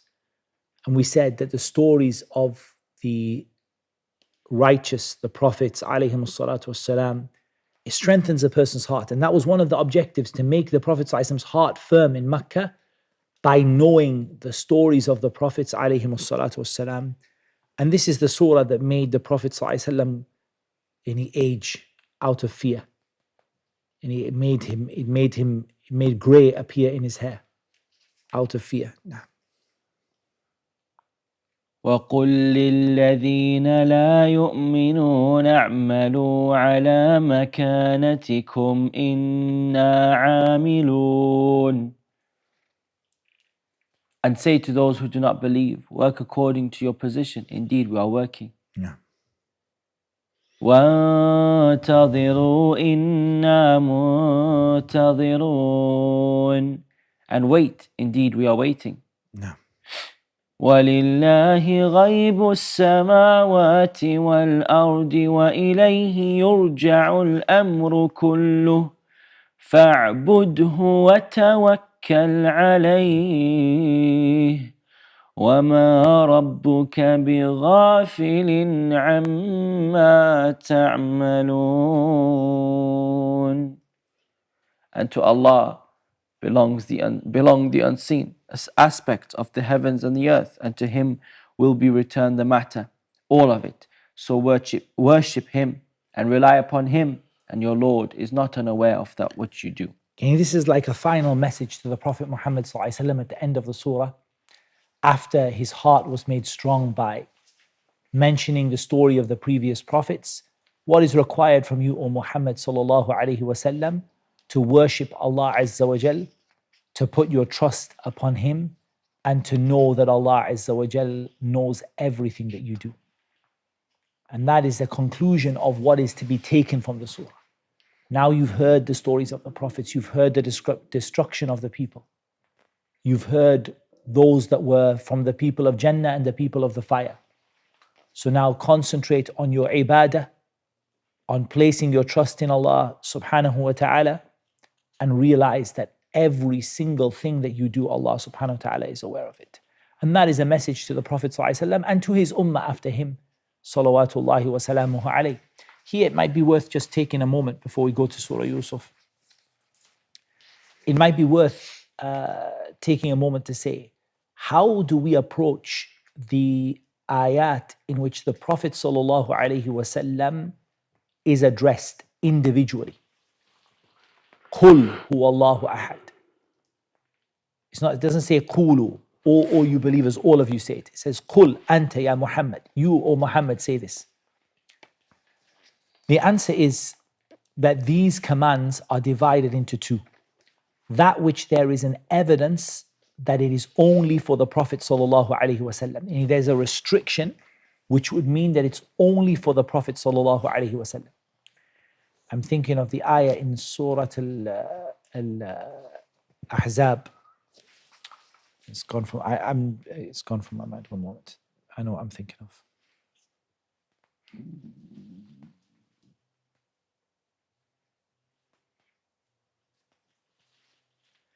Ayah number 15, Surah Al-Ahzab. When it was said to the Prophet sallallahu alaihi wasallam, "Khalisatan laka min dunil mu'minin." This is only for you and not for the rest of the believers. For this is from the things that is only for the Prophet sallallahu alaihi wasallam. There are times when there is an evidence which indicates that the command is only restricted to him. Otherwise, if you don't have that, the default position is it is a command to him, and his ummah are required to follow him in it. Qul huwallahu ahad is for everyone, and for the Prophet ﷺ and for his ummah after him. And Qul ya Muhammad, say this and let your ummah follow you in saying it. But sometimes there is a restriction that comes that is only for him. So here, فَعْبُدْهُ وَتَوَكَّلْ عَلَيْهِ, it's addressed to the Prophet ﷺ like it's addressed to his ummah, because it's applicable to the Sahaba who were in Mecca. Let them also worship Allah. Let them also place their reliance upon Him. Let them also know that Allah is not unaware of what they do. So that's how we deal with the commands that are given to the Prophet ﷺ specifically in the Qur'an. And Allah Azza wa Jal knows best. We finished Surah Hud by the grace of Allah Azza wa Jal, and we do have a few pages of Surah Yusuf. Surah Yusuf is a surah that is I don't think you can find anyone except that they love to listen to Surah Yusuf.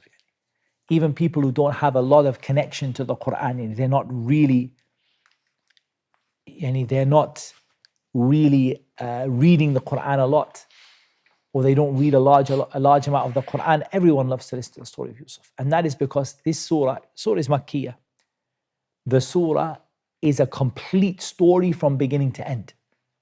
And this is the only prophet for which we were given a complete story beginning to end in one place.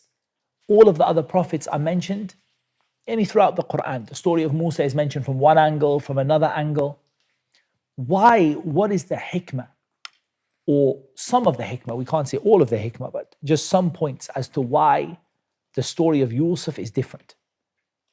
For me, the point that I want you to think about is the story itself, in beginning to end, itself has a message in it. I.e., the chronological order of the story and how it happened from beginning to end is itself maqsood, it's intended.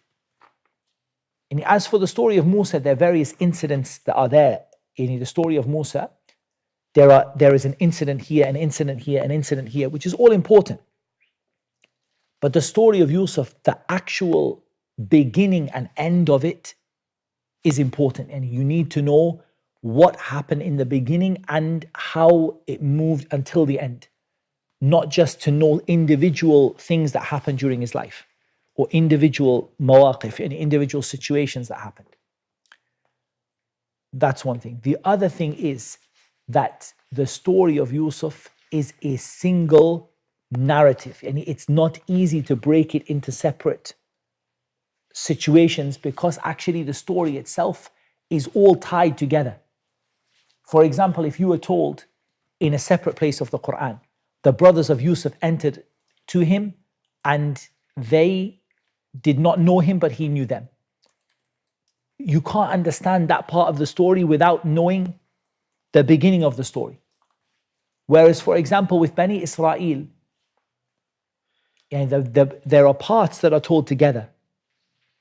But those, it's not necessary that the entire story is mentioned in one place. So there are some benefits like that as to why this story is mentioned as a whole. But one of them is the lutf of Allah Azza wa Jal. And throughout this story, I want you to keep in mind that Allah Azza wa Jal is Al-Latif, the most subtle. Look at how Yusuf, his situation, no one, you cannot, and if someone asked you without knowing the end of the story, if you told this story the first time ever to one of your children, and you said, tell me how it ends, not how it ends in success for the believers, like in how does it actually get there? I don't think anyone would be able to tell you. If you said Yusuf is in a well, Yusuf is captured into slavery, and Yusuf is put into prison, and for someone to understand how Allah subhanahu wa ta'ala step by step took him through that journey, each incident in his life had a purpose which led to the final outcome. And that is from the subtlety of Allah subhanahu wa ta'ala. So inshallah ta'ala we'll take some benefits from it. Again, I'm conscious of time, I'm conscious of us, and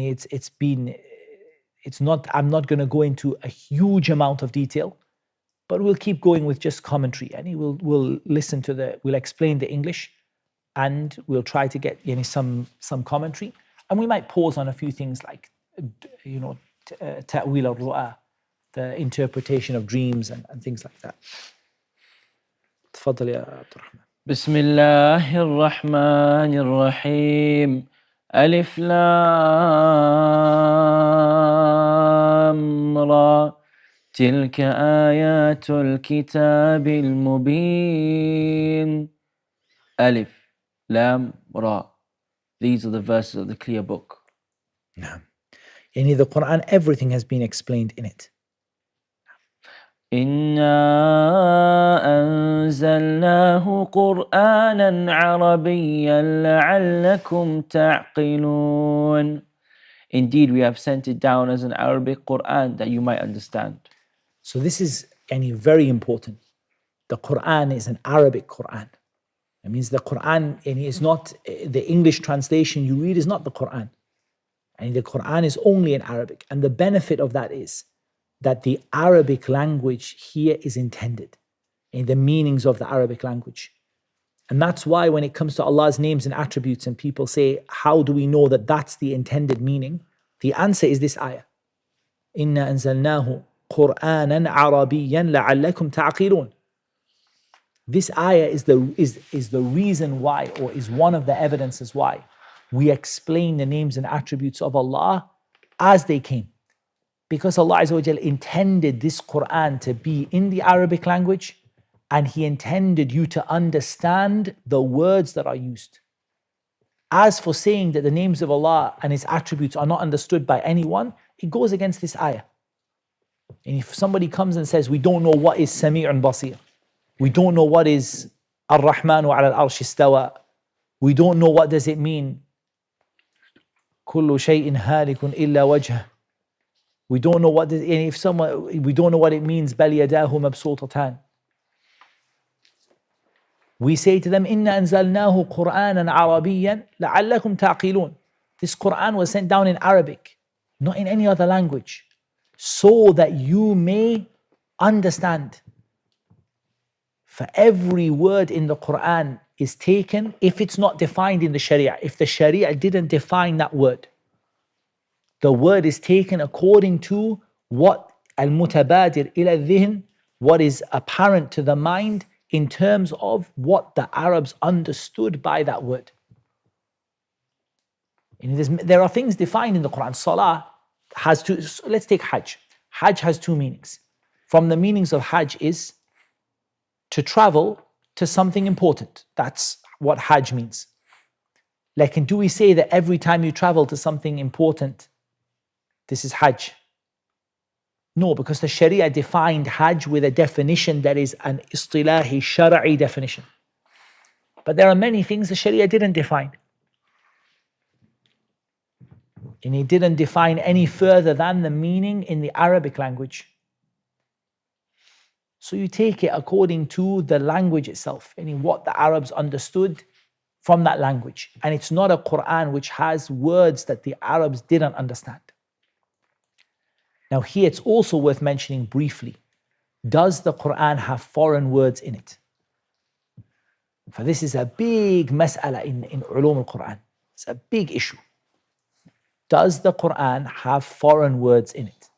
Because Allah said we sent it down as an Arabic Qur'an.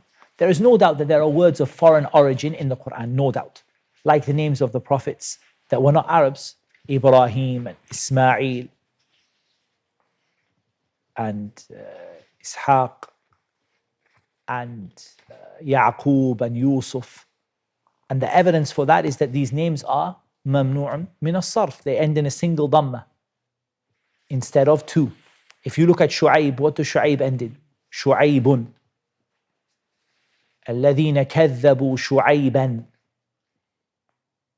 كانوا هم الخاسرين. And here you have the two dhammas at the end. When you have only one, Yusuf, يوسف أيها الصديق لقد كان في يوسف. And here it shows that this name is a name of foreign origin. However, the fact that it's of foreign origin doesn't stop it being Arabic. It has been, if the right term is Arabized, if that is the right term, and it has been brought into its Arabic form. Let me give you an example. Musa. How is that name pronounced in Hebrew? I don't speak Hebrew, but I'm going to give you an approximation. Moshe. Moshe. Maybe it's slightly different. Like approximately, it's pronounced Moshe. With a sheen and with imala on the end. In Moshe. In Arabic, what is the correct way to pronounce that word? Musa. It's not changing the name. That is the Arabic form of the name Moshe. The Arabic form of it, the correct Arabic form of the name, the Arabic version of the name is Musa. Musa. And that's a standard bringing of the name into its proper Arabic form. And we know the prophets didn't speak Arabic, and the vast majority of them did not speak Arabic. Some of them did, but we know that the Arabic was not the language of the majority of the prophets. We know, of course, the Prophet Muhammad spoke Arabic. Perhaps some of the prophets of the Arabian Peninsula, and Allah knows best. How was their language? Again, I'm not an expert in language development, but we know the vast majority of the prophets did not speak Arabic. So Allah Azza wa Jal brings what they said into Arabic in the most truthful and accurate way. وَمَنْ أَصْدَقُ مِنَ اللَّهِ قِيلًا. No one is more truthful than Allah in speech. So there are words of foreign origin in the Qur'an, but those words have been brought into their proper Arabic form. They have not been kept in their foreign form. They've been brought into their proper Arabic form. And the words of those people that were spoken in different languages, bilisani qawmihi, in the words of his people, have been brought into the most accurate and perfect rendering in the Arabic. And have been rendered accurately and perfectly in the Arabic language. And the mas'ala is كبيرة طويلة, long discussion about foreign words and which words are foreign and which words aren't and so on. Like in the Qur'an was sent down in an Arabic language for you to understand. نحن نقص عليك أحسن القصص بما أوحينا إليك هذا القرآن وإن كنت من قبله لمن الغافلين. We relate to you, O Muhammad, the best of stories in what we have revealed to you of this Qur'an, although you were before it among the unaware. Why are they the best of stories? Because of the truthfulness of them and the fact that their meanings have been presented with the most beautiful meanings and the most profound lessons. So they're the best of stories because they're not fiction. And because they're not being related by a storyteller who gets things right and wrong, who remembers one part of the story and forgets another part of the story. Rather, nothing from the stories of the people is hidden from Allah subhanahu wa ta'ala. And Allah brings it in the most accurate and truthful way. And Allah subhanahu wa ta'ala brings it with deep and profound lessons in it in the most beautiful language. And so for that reason, they are ahsanul qasas. إذ قال يوسف لأبيه يا أبت إني رأيت 11 كوكبا والشمس والقمر رأيتهم لي ساجدين. Of these stories mentioned when Yusuf, right? Yeah. So Yusuf said to his father, "O my father, indeed I have seen in a dream 11 stars and the sun and the moon. I saw them prostrating to me." So let's begin by the lineage of the prophets. We start with Ibrahim. Ibrahim had a wife. According to Ahl al-Kitab, the most famous view is that her name was Sarah. Her name was Sarah. We're not told that in Islamic, at least I don't, maybe we are. Hajar for sure, but I can't remember Sarah specifically. We'd have to check, did it come in the hadith? Lakin ma'ruf from Bani Israel that her name was Sarah. And Ibrahim couldn't have children. Ibrahim took Hajar, and her name is mentioned in the Sunnah for sure, Hajar as a wife. Hajar bore him Ismail. From Ismail came which prophet? Ya Jama'ah. The Prophet Muhammad sallallahu alayhi wa sallam, no one else. From Ismail, no one came from Ismail's children except the Prophet Muhammad sallallahu alayhi wa sallam. After many generations, the Prophet Muhammad sallallahu alayhi wa sallam came from the offspring of Ismail, from Hajar, whose mother was Hajar, who lived where? إني أسكنت من ذريتي بواد غير ذي زرع عند بيتك المحرم in Mecca. He left her, Hajar and Ismail, in Mecca. After that, his other wife, Sarah, she was able to have a child. And that child was called Ishaq. And Ishaq and Ismail, both of them were prophets, alayhim wa ala abihim as-salatu was-salam. They and their father, all of them. So Ibrahim and Ismail and Ishaq. Where did Ishaq live? In Al-Quds, in Jerusalem. So you have the building of the Kaaba and the building of Al-Aqsa, Masjid Al-Aqsa. And between them was a small period of time. I remember it being 40 yani. Wallahu a'lam. And there was a very short period of time between them. The rebuilding of the Kaaba, because the Kaaba was built, they say originally by the angels, and then they say that it was Adam had a responsibility for it, but the Kaaba as a formal structure like that was built by Ibrahim. And likewise, after that, Al-Aqsa, in Al-Quds, in Jerusalem. Who lived in Jerusalem? Ishaq. Ishaq had a child. What was the child of Ishaq called? Yaqub. Yaqub alayhi salatu wasalam was also a prophet. And Yaqub had 12 children. These 12 children would go on each one of them to form a tribe from the asbat. We call them the asbat, the 12 children, the 12 tribes that are called the children of Israel. Why are they called the children of Israel? Who is Israel? Yaqub. So Yaqub is Israel. Yaqub, his name is Israel, or his nickname or his title. على خلاف بينهم as to what it means. Some of them said it means worshipper of Allah or something like that. But his title is Israel. So Bani Israel are the children of Yaqub, i.e. the tribes which came from Yaqub's children. And they are those that had prophethood in them, and Allah preferred them over all the people, and they had continuous prophethood. One prophet would come, another would die. One would die, another would come. One would die, another would come. One would die, another would come. Until Nabiullah Isa alayhi salatu wasalam, the last of the prophets of Bani Israel. And then there was a fatra, a break in prophethood. There was no prophet. There was a break in prophethood. على فترة من الرسل. And then came the Prophet Muhammad sallallahu alaihi wasallam.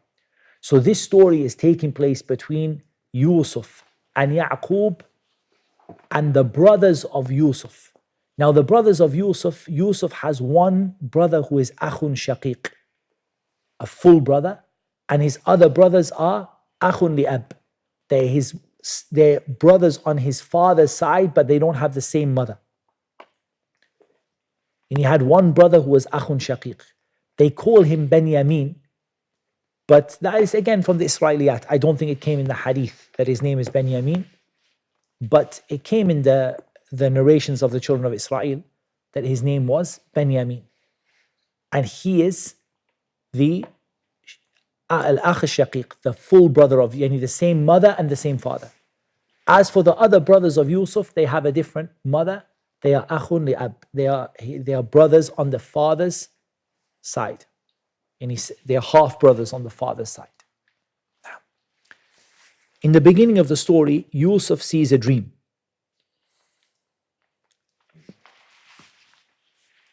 And Yusuf doesn't know the interpretation of this dream. In fact, some of the scholars said it took 40 years before the dream was realized for him. And there was 40 years between him seeing this dream and between the fulfillment of the dream. Now the dreams of the prophets ﷺ are true. And the dreams of the prophets are a source of revelation and truth. They're not like our dreams. The dreams of the prophets ﷺ, that's why when Ibrahim saw himself slaughtering Ismail, what did he do?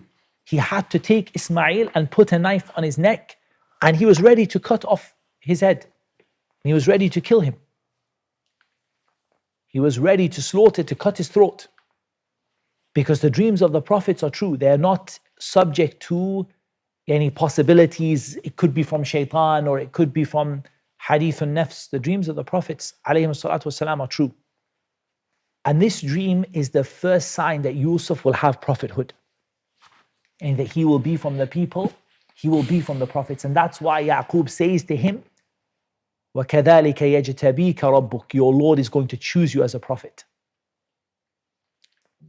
And he sees what? He sees 11 stars and the sun and the moon bowing to him.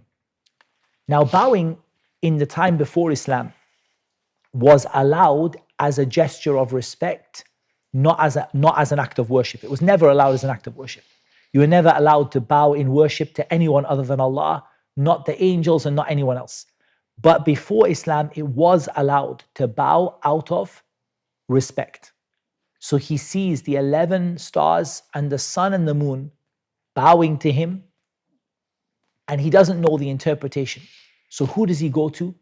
He goes to the Prophet of Allah and his father Ya'qub to ask Ya'qub about the interpretation of the dream. And at this time he's a young boy.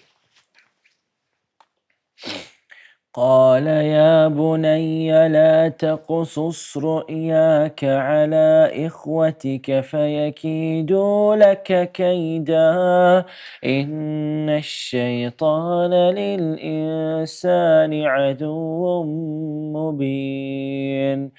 He said, O my son, do not relate your vision to your brothers or they will contrive against your plan. Indeed, shaitan to man is a manifest enemy. From the benefits of this ayah is that a father should know his children. And he should do his best to to make islah between them. And likewise, that a person avoids hasad. The Prophet ﷺ said about a true dream that you see, don't speak about it except to one that you love or one who loves you. The meaning, إِلَّا مَنْ أَحَبْ, it comes with both meanings. Except one that you love them or except one that they love you. Because you might tell a true dream to someone who wants evil for you, and that person might take it as a means of jealousy or as a means to hurt you. So he saw the jealousy that existed between the brothers. He knew his children. And he knew that there was a jealousy because Yusuf had been preferred. And Yusuf was preferred for what? For his righteousness and for his knowledge. And for the fact that Allah Azza wa Jal had destined him for prophethood. There's no doubt that that Ya'qub saw among his other children the danger of them having jealousy towards Yusuf, and he knew the rule which the Prophet ﷺ told us, which is when you see a righteous dream, only tell the person that you love them and they love you. Otherwise they might plan something for you. وكذلك يجتبيك ربك ويعلمك من تأويل الأحاديث ويتم نعمته عليك وعلى آل يعقوب كما أتمها على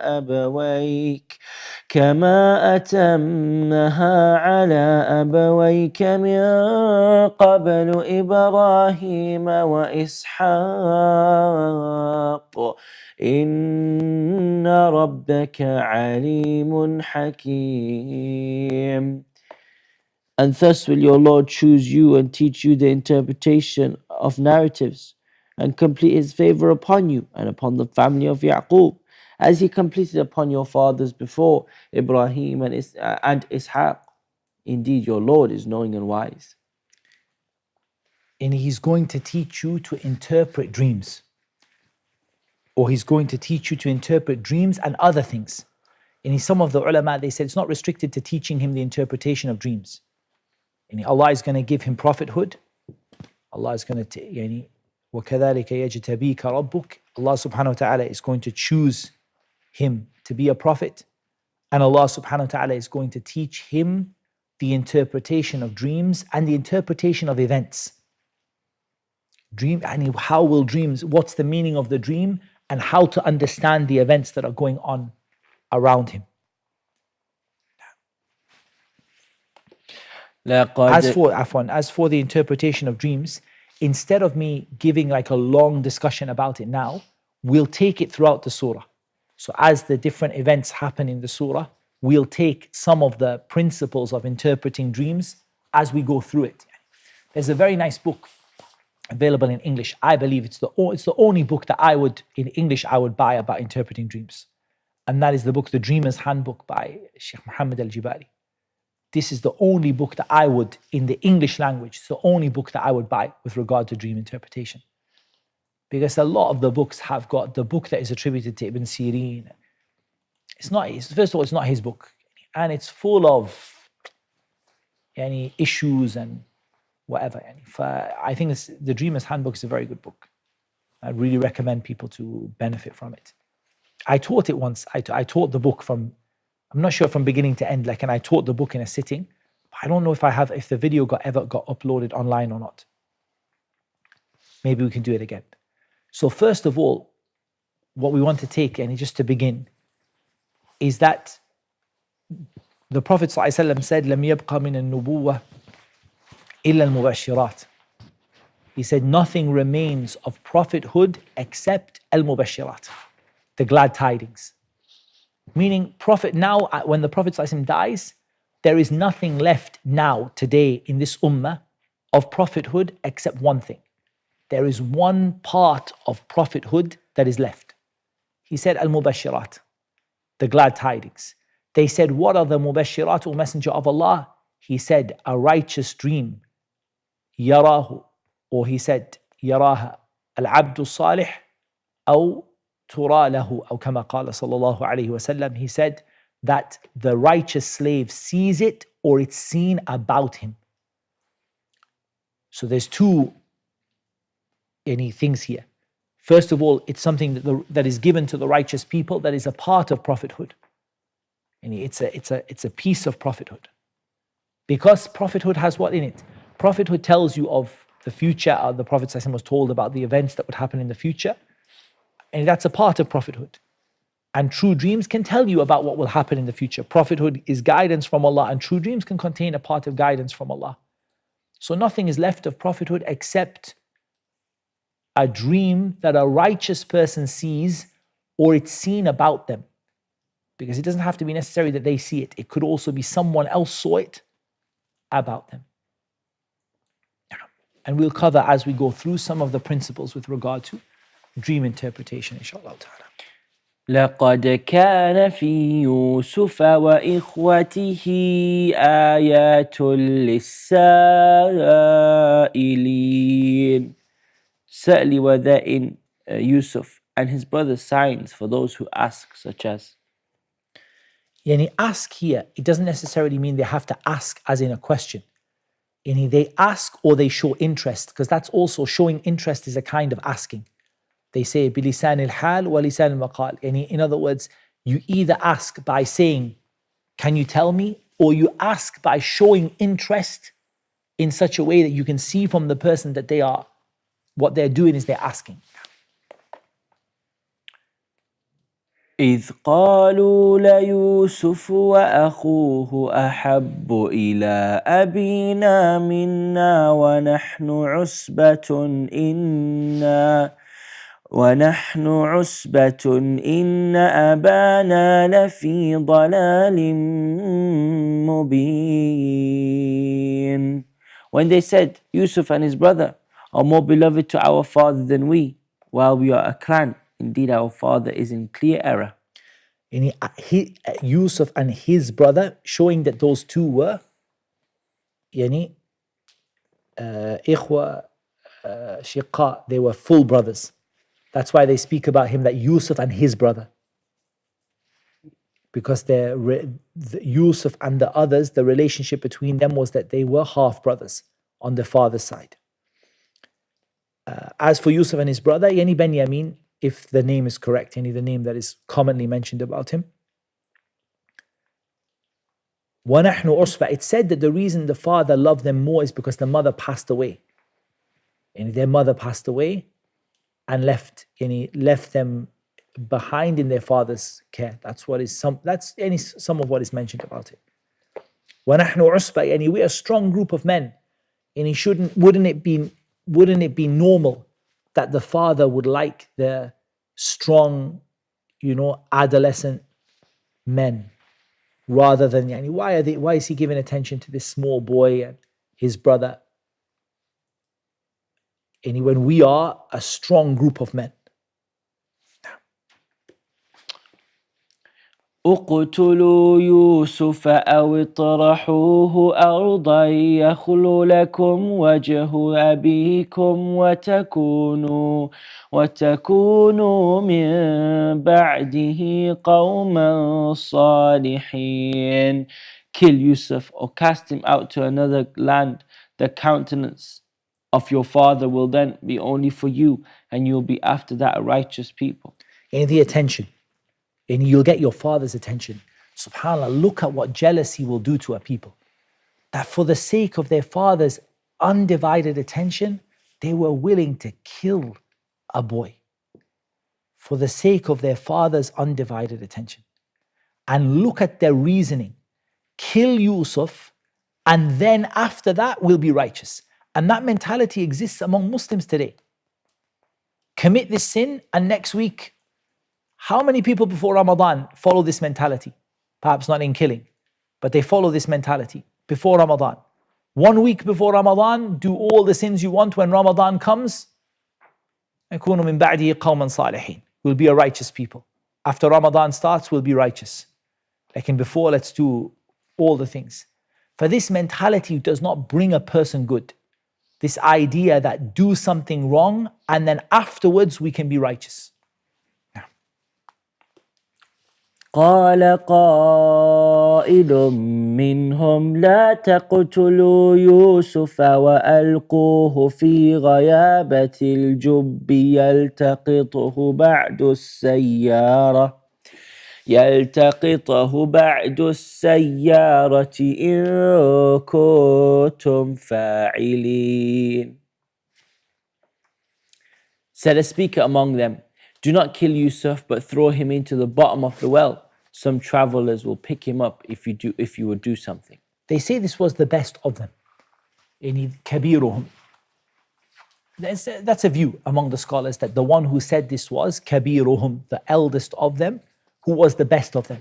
The one that was the first one to regret what he did. Because all the brothers of Yusuf, they repented and they regretted what they did.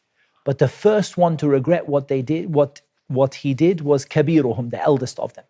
The one who imprisoned himself in Egypt after Benjamin had been taken. And he said that I will never leave this land until my father gives me permission, أو يأذن الله لي, or Allah gives me, until my father, أو يحكم الله لي, or Allah Azza wa Jal judges in my case. And he was the first one to repent. So they say that, Allahu Alam, he was the speaker. And he in his heart, he didn't want to kill Yusuf. So he didn't have the strength to stop them from, or to stop himself from doing it. He took part. But he had something in him that he said, at least don't kill Yusuf. Throw him in a well and let one of the traveling caravans pick him up. Look at that. Look at the plan. To kill Yusuf. To throw him in a well. To have him kidnapped by some of the travelers, knowing that they would enslave him. They would take him into slavery by their customs, that if they found a boy without his father, without his guardians, they would take him, they would enslave him and take him into slavery. And after all of that, look at what happens to Yusuf in the end. And that's from the lutf of Allah subhanahu wa ta'ala, the gentleness of Allah and His subtlety. قالوا يا أبانا ما لك لا تأمنا على يوسف وإنا له لناصحون. They said, O our father, why do you not entrust us with Yusuf while indeed we are to him sincere counselors? Then they brought another sin, which is the sin of lying. They lied and they showed sincerity when they were not sincere. And where did we hear this from before? From the shaitan with Adam. The shaitan said to Adam, I'm totally sincere for you. And for this is following in the footsteps of the shaitan. And following in the footsteps of the shaitan by lying to their father and by presenting themselves to be sincere when they were not sincere.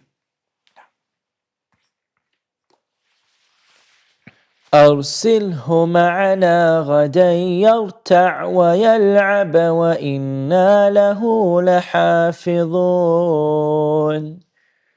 Send him with us tomorrow that he may eat well and play, and indeed we will be his guardians.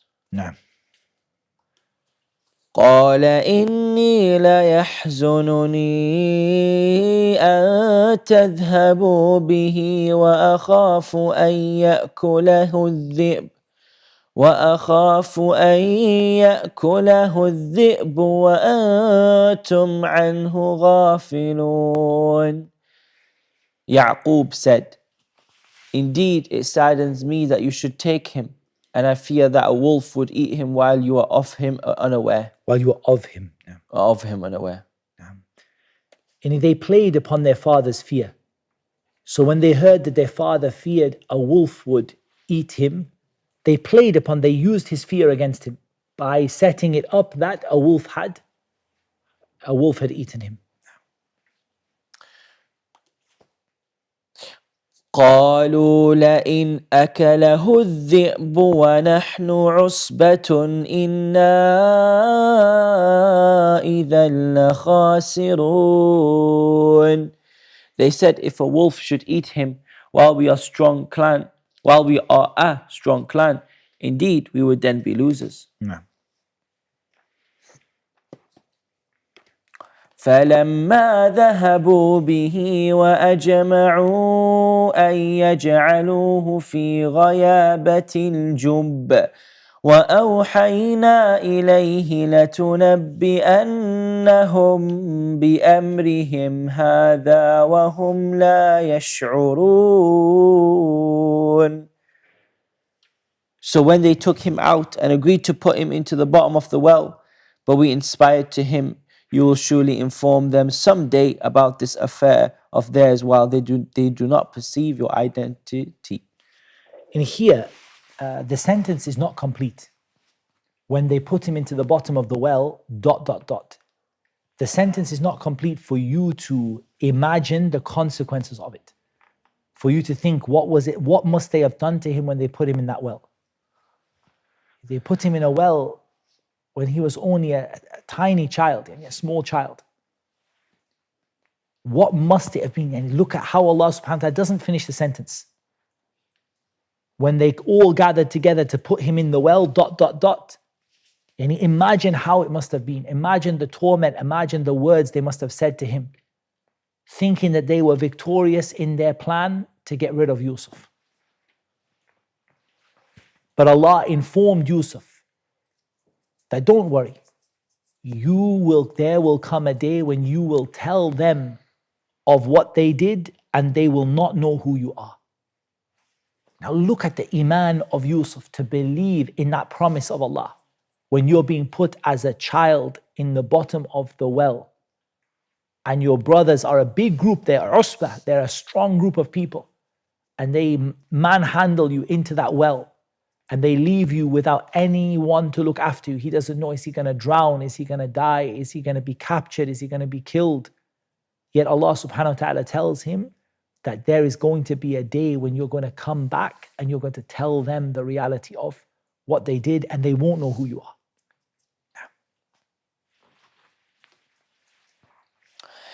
وجاءوا أباهم عشاء يبكون. And they came to their father at night, weeping. Yeah.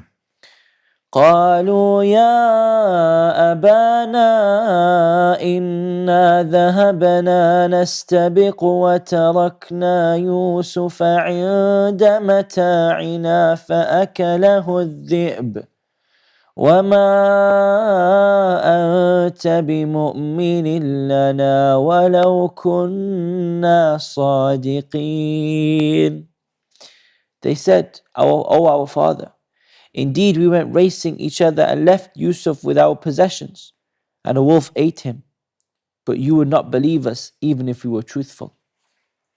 And why did they come at Isha? In order to start the ruse with their father by coming later than normal, so that he would believe them, that they came late, that this terrible event happened, and it delayed us from coming back. And then they say, that they say to him that you would not, وَمَا أَنْتَ بِمُؤْمِنٍ لَنَا, you would not believe us. You would not be completely convinced of what we said. Because here the word used is iman. And iman is more than tasdeeq. It's more than just believing the truth. You wouldn't really be convinced about what we said,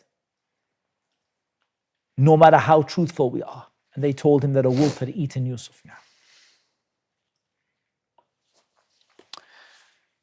وجاءوا على قميصه بدم كذب قال بل سولت لكم أنفسكم أمرا فصبر جميل والله المستعان على ما تصفون. And they brought upon his shirt false blood. Ya'qub said, rather, your souls have enticed you to something. So patience is most fitting, and Allah is the one who sought for help against that which you describe. The false blood, they had taken it from a lamb or a sheep they had slaughtered, and they had put the blood upon the shirt. Ya'qub was not convinced. Some of them said he was not convinced because they did not do a very good job of faking it. Yani they didn't rip it in the way that a wolf would, or because the blood, the way that they poured the blood didn't look quite right. Or, and this is perhaps even more likely, that Allah Azza wa Jal revealed with regard to, Allah inspired him because of his prophethood to know that this was not a truthful action. But until now, he doesn't know what happened to Yusuf. He only feels that they're not being truthful with him. And he says, rather, your own souls conspired to do something. I knew before. When Yusuf told me the dream, I knew that you would have some jealousy of him and something in your heart against him. And this false blood, even more so, it gives me an indication that you're not telling me the truth. فَصَبْرٌ جَمِيلٌ. Beautiful patience. Beautiful patience is the patience which has no transgression against the servants of Allah and no anger against what Allah subhanahu wa ta'ala decreed. Rather, Ya'qub was pleased with the decree of Allah subhanahu wa ta'ala. And this is the highest level of iman in qadr. Al-Rida ba'd al-Qada is the highest level of iman in qadr. That he was content for what Allah had decreed for him. And this is what Allah has decreed for me. It's a test. I don't know what's happening, but I am not going to say something to displease Allah subhanahu wa ta'ala, nor am I going to complain to the people, nor am I going to transgress against people until the matter becomes clear to me. So he didn't transgress. He didn't attack those boys. He didn't say words of anger when this decree happened. And he didn't even complain to the people. And wallahi, I'll try to bring you when we come to the statement, قَالَ إِنَّمَا أَشْكُ بَثِّي وَحُزْنِي إِلَى اللَّهِ. Some of the statements that they said, the most foolish person is the one who complains to people about what's going on to them, what's happening to them. And the worst, and the person who is going to be the most miserable is the one who complains to the people. Because what happens, whatever you come and say, wallah, today was hard, I had a really, really bad day. Wallahi, not only you don't get sympathy, but you actually go down in the eyes of the people. Look at him, he's complaining, he doesn't know what my day was like. For this whole statements of the scholars about the foolishness of the person who complains to people about what's going on with their life. As for the one who complains to Allah, فَصَبْرٌ جَمِيلٌ. So he simply remained patient, asking Allah subhanahu wa ta'ala to help him. As we said, some of the scholars said between that and between the time when Yusuf was returned to him was 40 years. If that is the case, making dua for 40 years, he's a prophet, alayhi salatu wasalam. 40 years he's making dua, or more or less than that, as Allah knows best. But a huge period of time for Yusuf to grow up and become a mature man. In all of that time, he's making dua for Allah to return Yusuf to him. And he's remaining patient with sabrun jameel, beautiful patience. Wallahu al-musta'an, and it is Allah who we seek help from. It's Allah's help we sought. It's a beautiful statement to say. Allahu al-musta'an. It is Allah who we seek help from. not from the people. I'm not going to seek help from you. I'm not going to beg you to tell me what happened with Yusuf. Rather, I'm going to seek Allah's help. And Allah is going to help me and bring Yusuf back to me. وجاءت سيارة فأرسلوا واردهم فأدلى دلوه قال يا بشرى هذا غلام وأسروه بضاعة والله عليم بما يعملون. And there came a company of travelers. Then they sent their water drawer, and he let down his bucket. He said, "Good news, here is a boy." And they concealed him, taking him as merchandise. And Allah was knowing of what they did. Into slavery. And that was their belief. They had a belief among their people, and these travelers in the caravan, that if they found a boy like that they would take him into slavery. And so they took him as a slave. They found Yusuf and they took him as a slave. وشروه بثمن بخس دراهم معدودة وكانوا فيه من الزاهدين. And they sold him for a reduced price, a few dirhams, and they were concerning him of those content with little. A few dirhams, silver coins. A dirham is a silver coin, and a dinar is a gold coin. They sold him for a few silver coins, and they thought him to be insignificant. They didn't realize who they had with him. They didn't realize Yusuf's value. So they considered him to be something, and he's just a boy. What are we going to do with this boy? Just sell him for a small amount. Find someone who'll just give you a few coins. So they didn't consider him to be someone important. Look at the lutf of Allah Azza wa Jal, how subtle. That Allah Azza wa Jal delivers Yusuf, and he's bought and sold as a slave. And how the story develops after that, and where Yusuf ends up. وقال الذي اشتراه من مصر لامرأته أكرمي مثواه عسى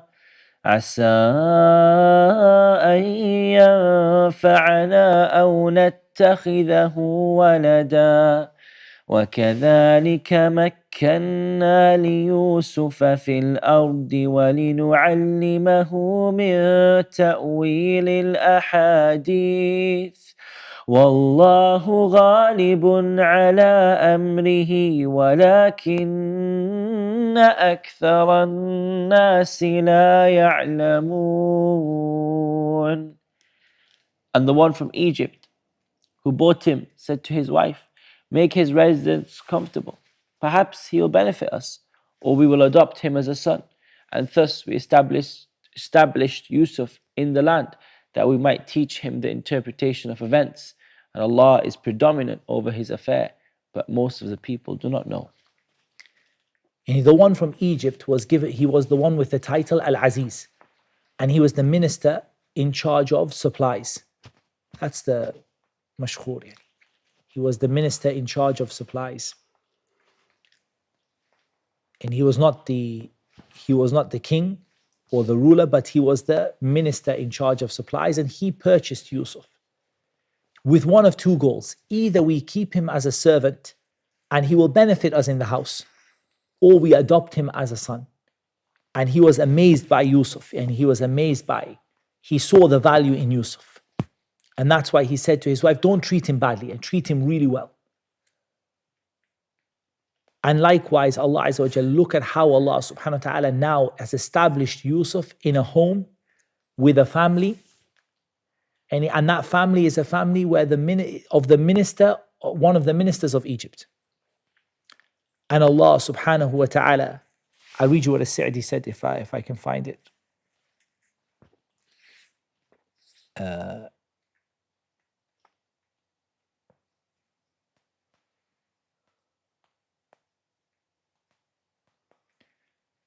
والله غالب على أمره يعني أمره تعالى نافذ لا يبطله مبطل ولا يغلبه مغالب. He said the meaning of Allah Azza wa Jal, that Allah is predominant, that Allah, His command is always fulfilled. And Allah subhanahu wa ta'ala, no one can overtake His command. But most people don't know. Most people don't know that Allah subhanahu wa ta'ala commanded this for Yusuf, and no one can repel the command of Allah.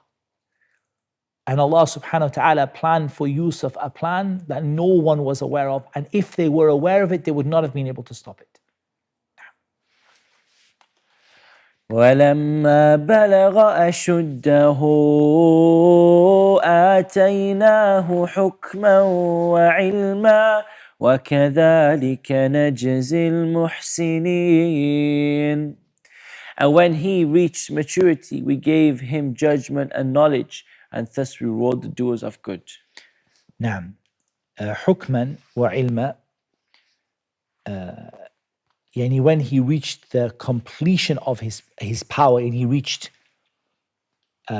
we made him a prophet, and we made him a person of knowledge, and a person of prophethood and knowledge. So he was given prophethood and he was given knowledge, and he was taught the interpretation of dreams and events when he reached the age of maturity, the age of strength.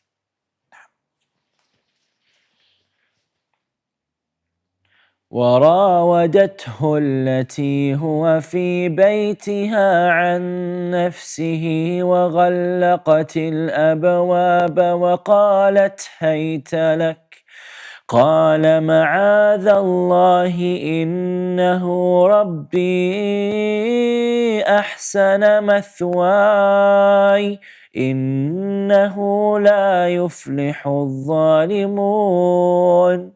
And she, in whose house he was, sought to seduce him. She closed the doors and said, "Come, you." He said, "I seek the refuge of Allah. Indeed, He is my master, who has made good my residence. Indeed, wrongdoers will not succeed." And now Allah Azza wa Jal decreed for Yusuf another trial.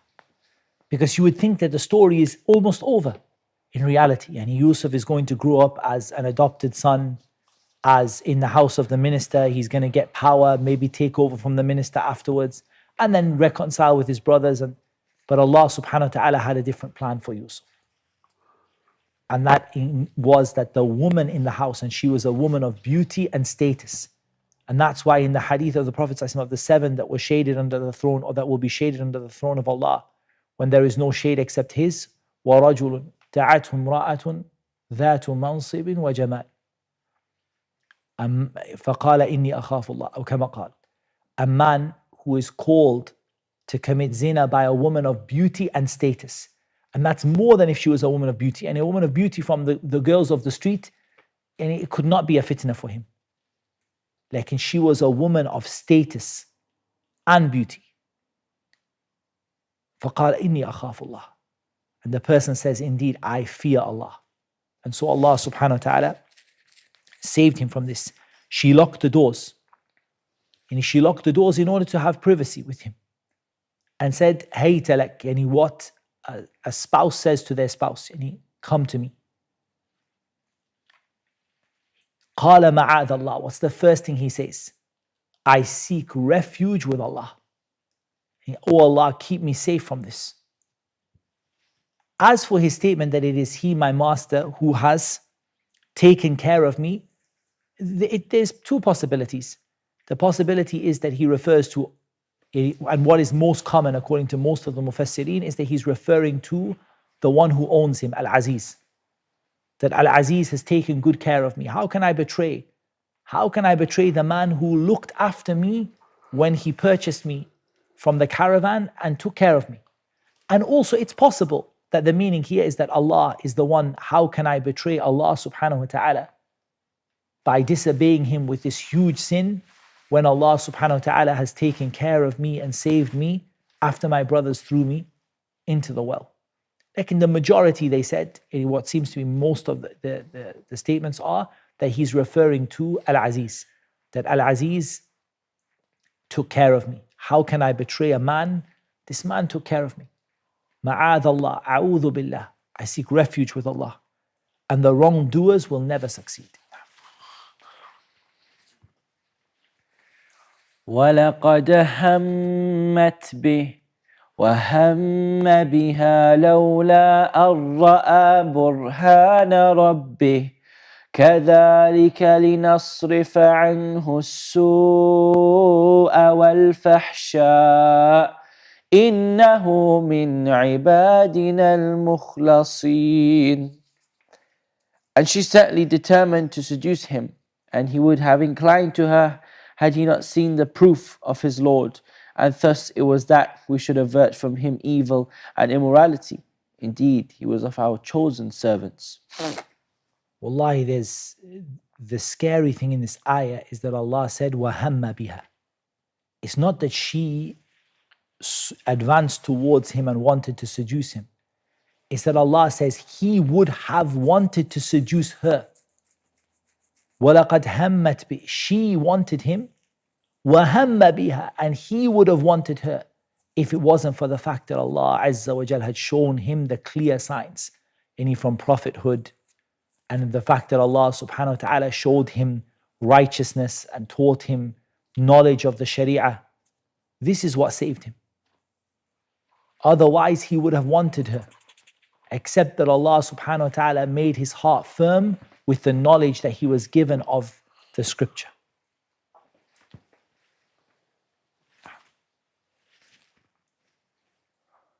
وَاسْتَبَقَ Afwan الْبَابَ. Abdurrahman. This is how we kept away evil and indecency from him. Yani al-fahsha, immoral, horrible, filthy actions, of which zina is one of them. And that was because of his what? Because he was chosen, or because of his ikhlas. I don't know, is this from the ayat? We'd have to check it. Is this from the ayat that in some of the qira'at came mukhlisin, or it only came mukhlasin here? Wallahi, from the top of my head, I can't remember. Like in some of the times, the word mukhlasin comes, it also comes mukhlisin. But I don't remember in Surah Yusuf, Wallah, it doesn't come into my mind at the moment. And meaning that he was chosen because of his sincerity to Allah subhanahu wa ta'ala. And his sincerity to Allah is what saved him. And the fact that Allah Azza wa Jal chose him and gave him prophethood and knowledge. واستبق الباب وقدت قميصه من دبر وألف يا سيدها لدى الباب قالت ما جزاء من أراد بأهلك سوءا إلا أن يسجن أو عذاب أليم.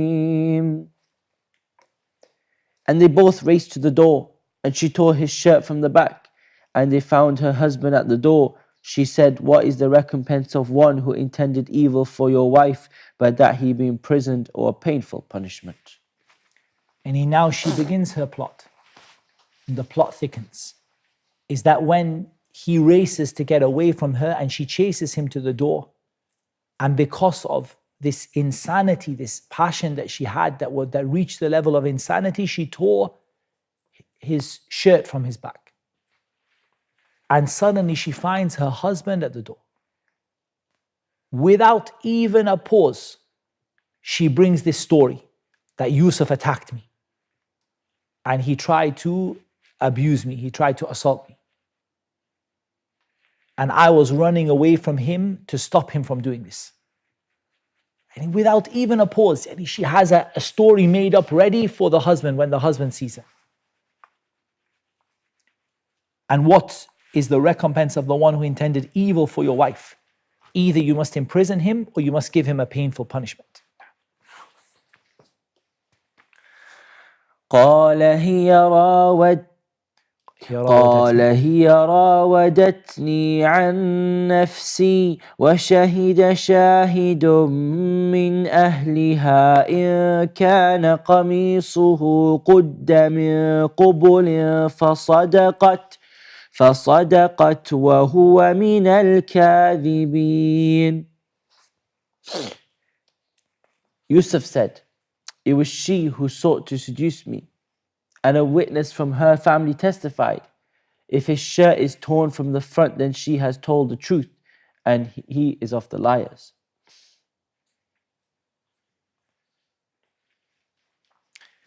Now, Sa'di rahimahullah ta'ala said something amazing here. He said, هذه المحنة العظيمة أعظم على يوسف من محنة إخوته وصبره عليها أعظم أجرا. He said this trial for Yusuf was a greater trial than what his brothers did to him. And it was harder for Yusuf than what his brothers did to him. Subhanallah. Yusuf declares himself to be innocent. He says, it was her, it was not me. And the witness bears, and he bears witness for Yusuf that if his shirt is torn from the front, then that means he was facing her and going towards her. And if his shirt is torn from the back, that means he was running away from her. Now, وإن كان قميصه قد من دبر فكذبت وهو من الصادقين. But if his shirt is torn from the back, then she has lied and he is of the truthful. فلما رأى قميصه قد من دبر قال إنه من كيدكن إن كيدكن عظيم. So when he saw his shirt torn from the back, he said, indeed it is of your plan. Indeed your plan is great. and here they needed to make it clear that the plan here is the plan of women, because he speaks about a group of women. Min kaydi kunna, you women as a whole. Any immoral women that don't fear Allah, that you planned this all along. He knew that Yusuf told the truth. From what he saw of Yusuf, the truthfulness of him and the evidences, the qara'in. And from this is that the importance of the qara'in, in establishing the truth of a matter, looking at supporting evidences. The fact that his shirt was ripped from the back. Two people are giving a conflicting testimony, and one of them, now you have a qarina to show that one of them is telling the truth, which is the supporting evidence is that his shirt is ripped from the back, not from the front. So it's not consistent with the story that she told. He says, this is from you women made this plan.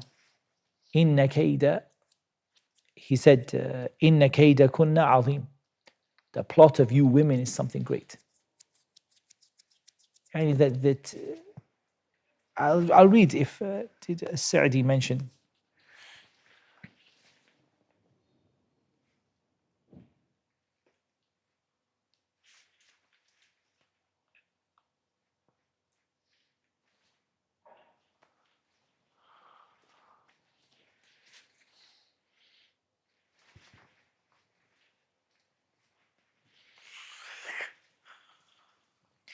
Now, he mentions the severity of the plot, because the severity of the plot is not that she sought to seduce Yusuf.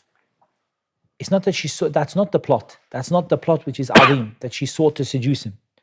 The plot which is azim is that she had prepared an entire story of how she was going to present herself as innocent and him as guilty. It wasn't the fact that she sought to seduce him. That's not the kaid. The kaid is that she had an entire plan of what to do if her husband caught her.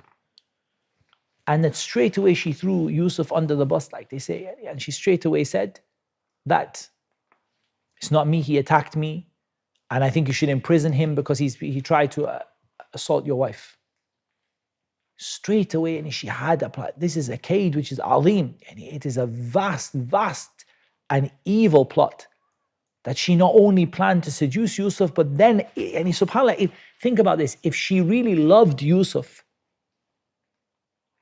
if she had loved Yusuf truly, she would not have done that. She would have said, I am guilty, don't blame him, it was me. But instead, she had no care for Yusuf other than desire. Get rid of him. You need to torture him, you need to put him in prison because he attacked me. This is the kaid. And this is the kaid of the immoral women.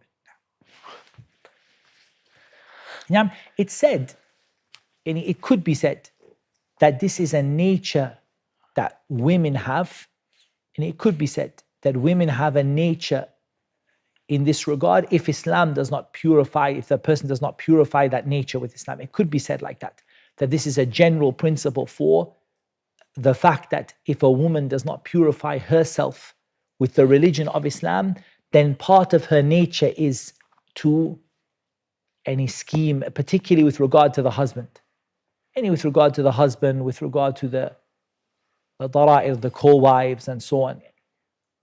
Like to scheme and to put the blame upon someone else. Like the point is, however you take it, the one who purifies themselves with Islam is free of that. And the one who purifies themselves with the manners and the behaviors of Islam is free of that. يوسف أعرض عن هذا واستغفري لذنبك إنك كنت من الخاطئين. Yusuf, ignore this, and my wife, ask forgiveness for your sin. Indeed, you are of the sin. And he ignore this. Two things.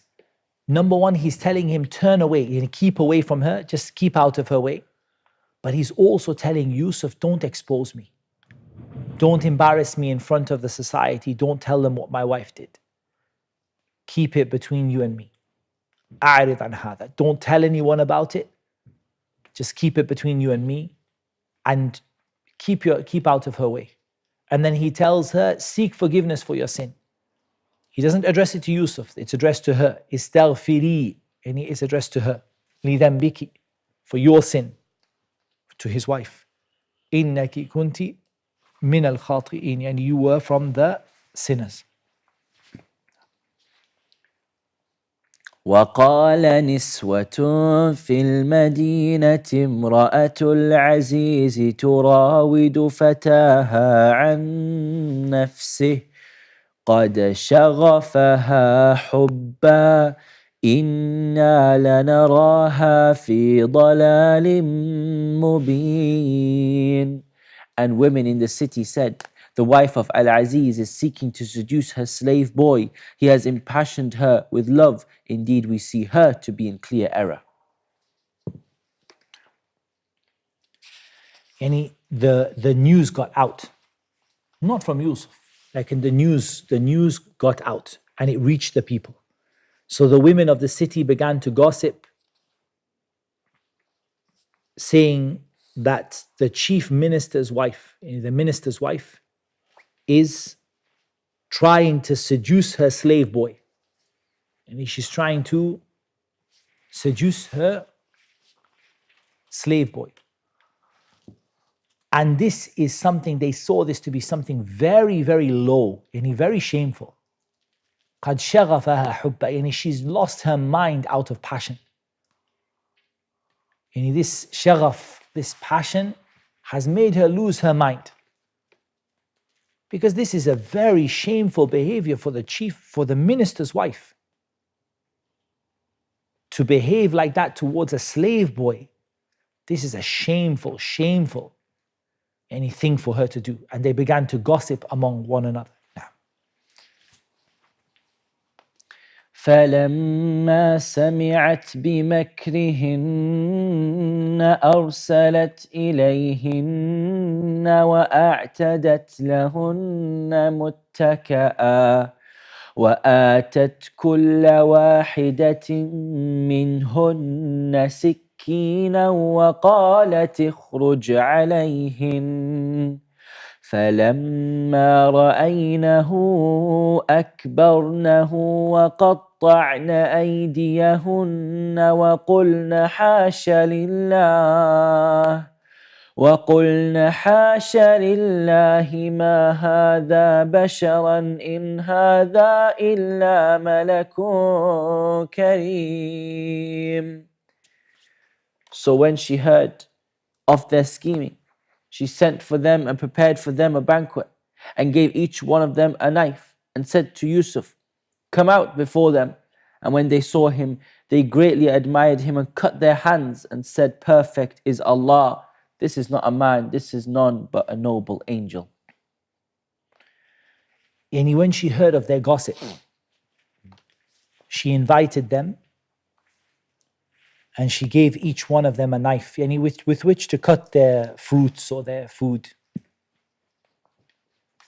And then she said to Yusuf, "Come out before them."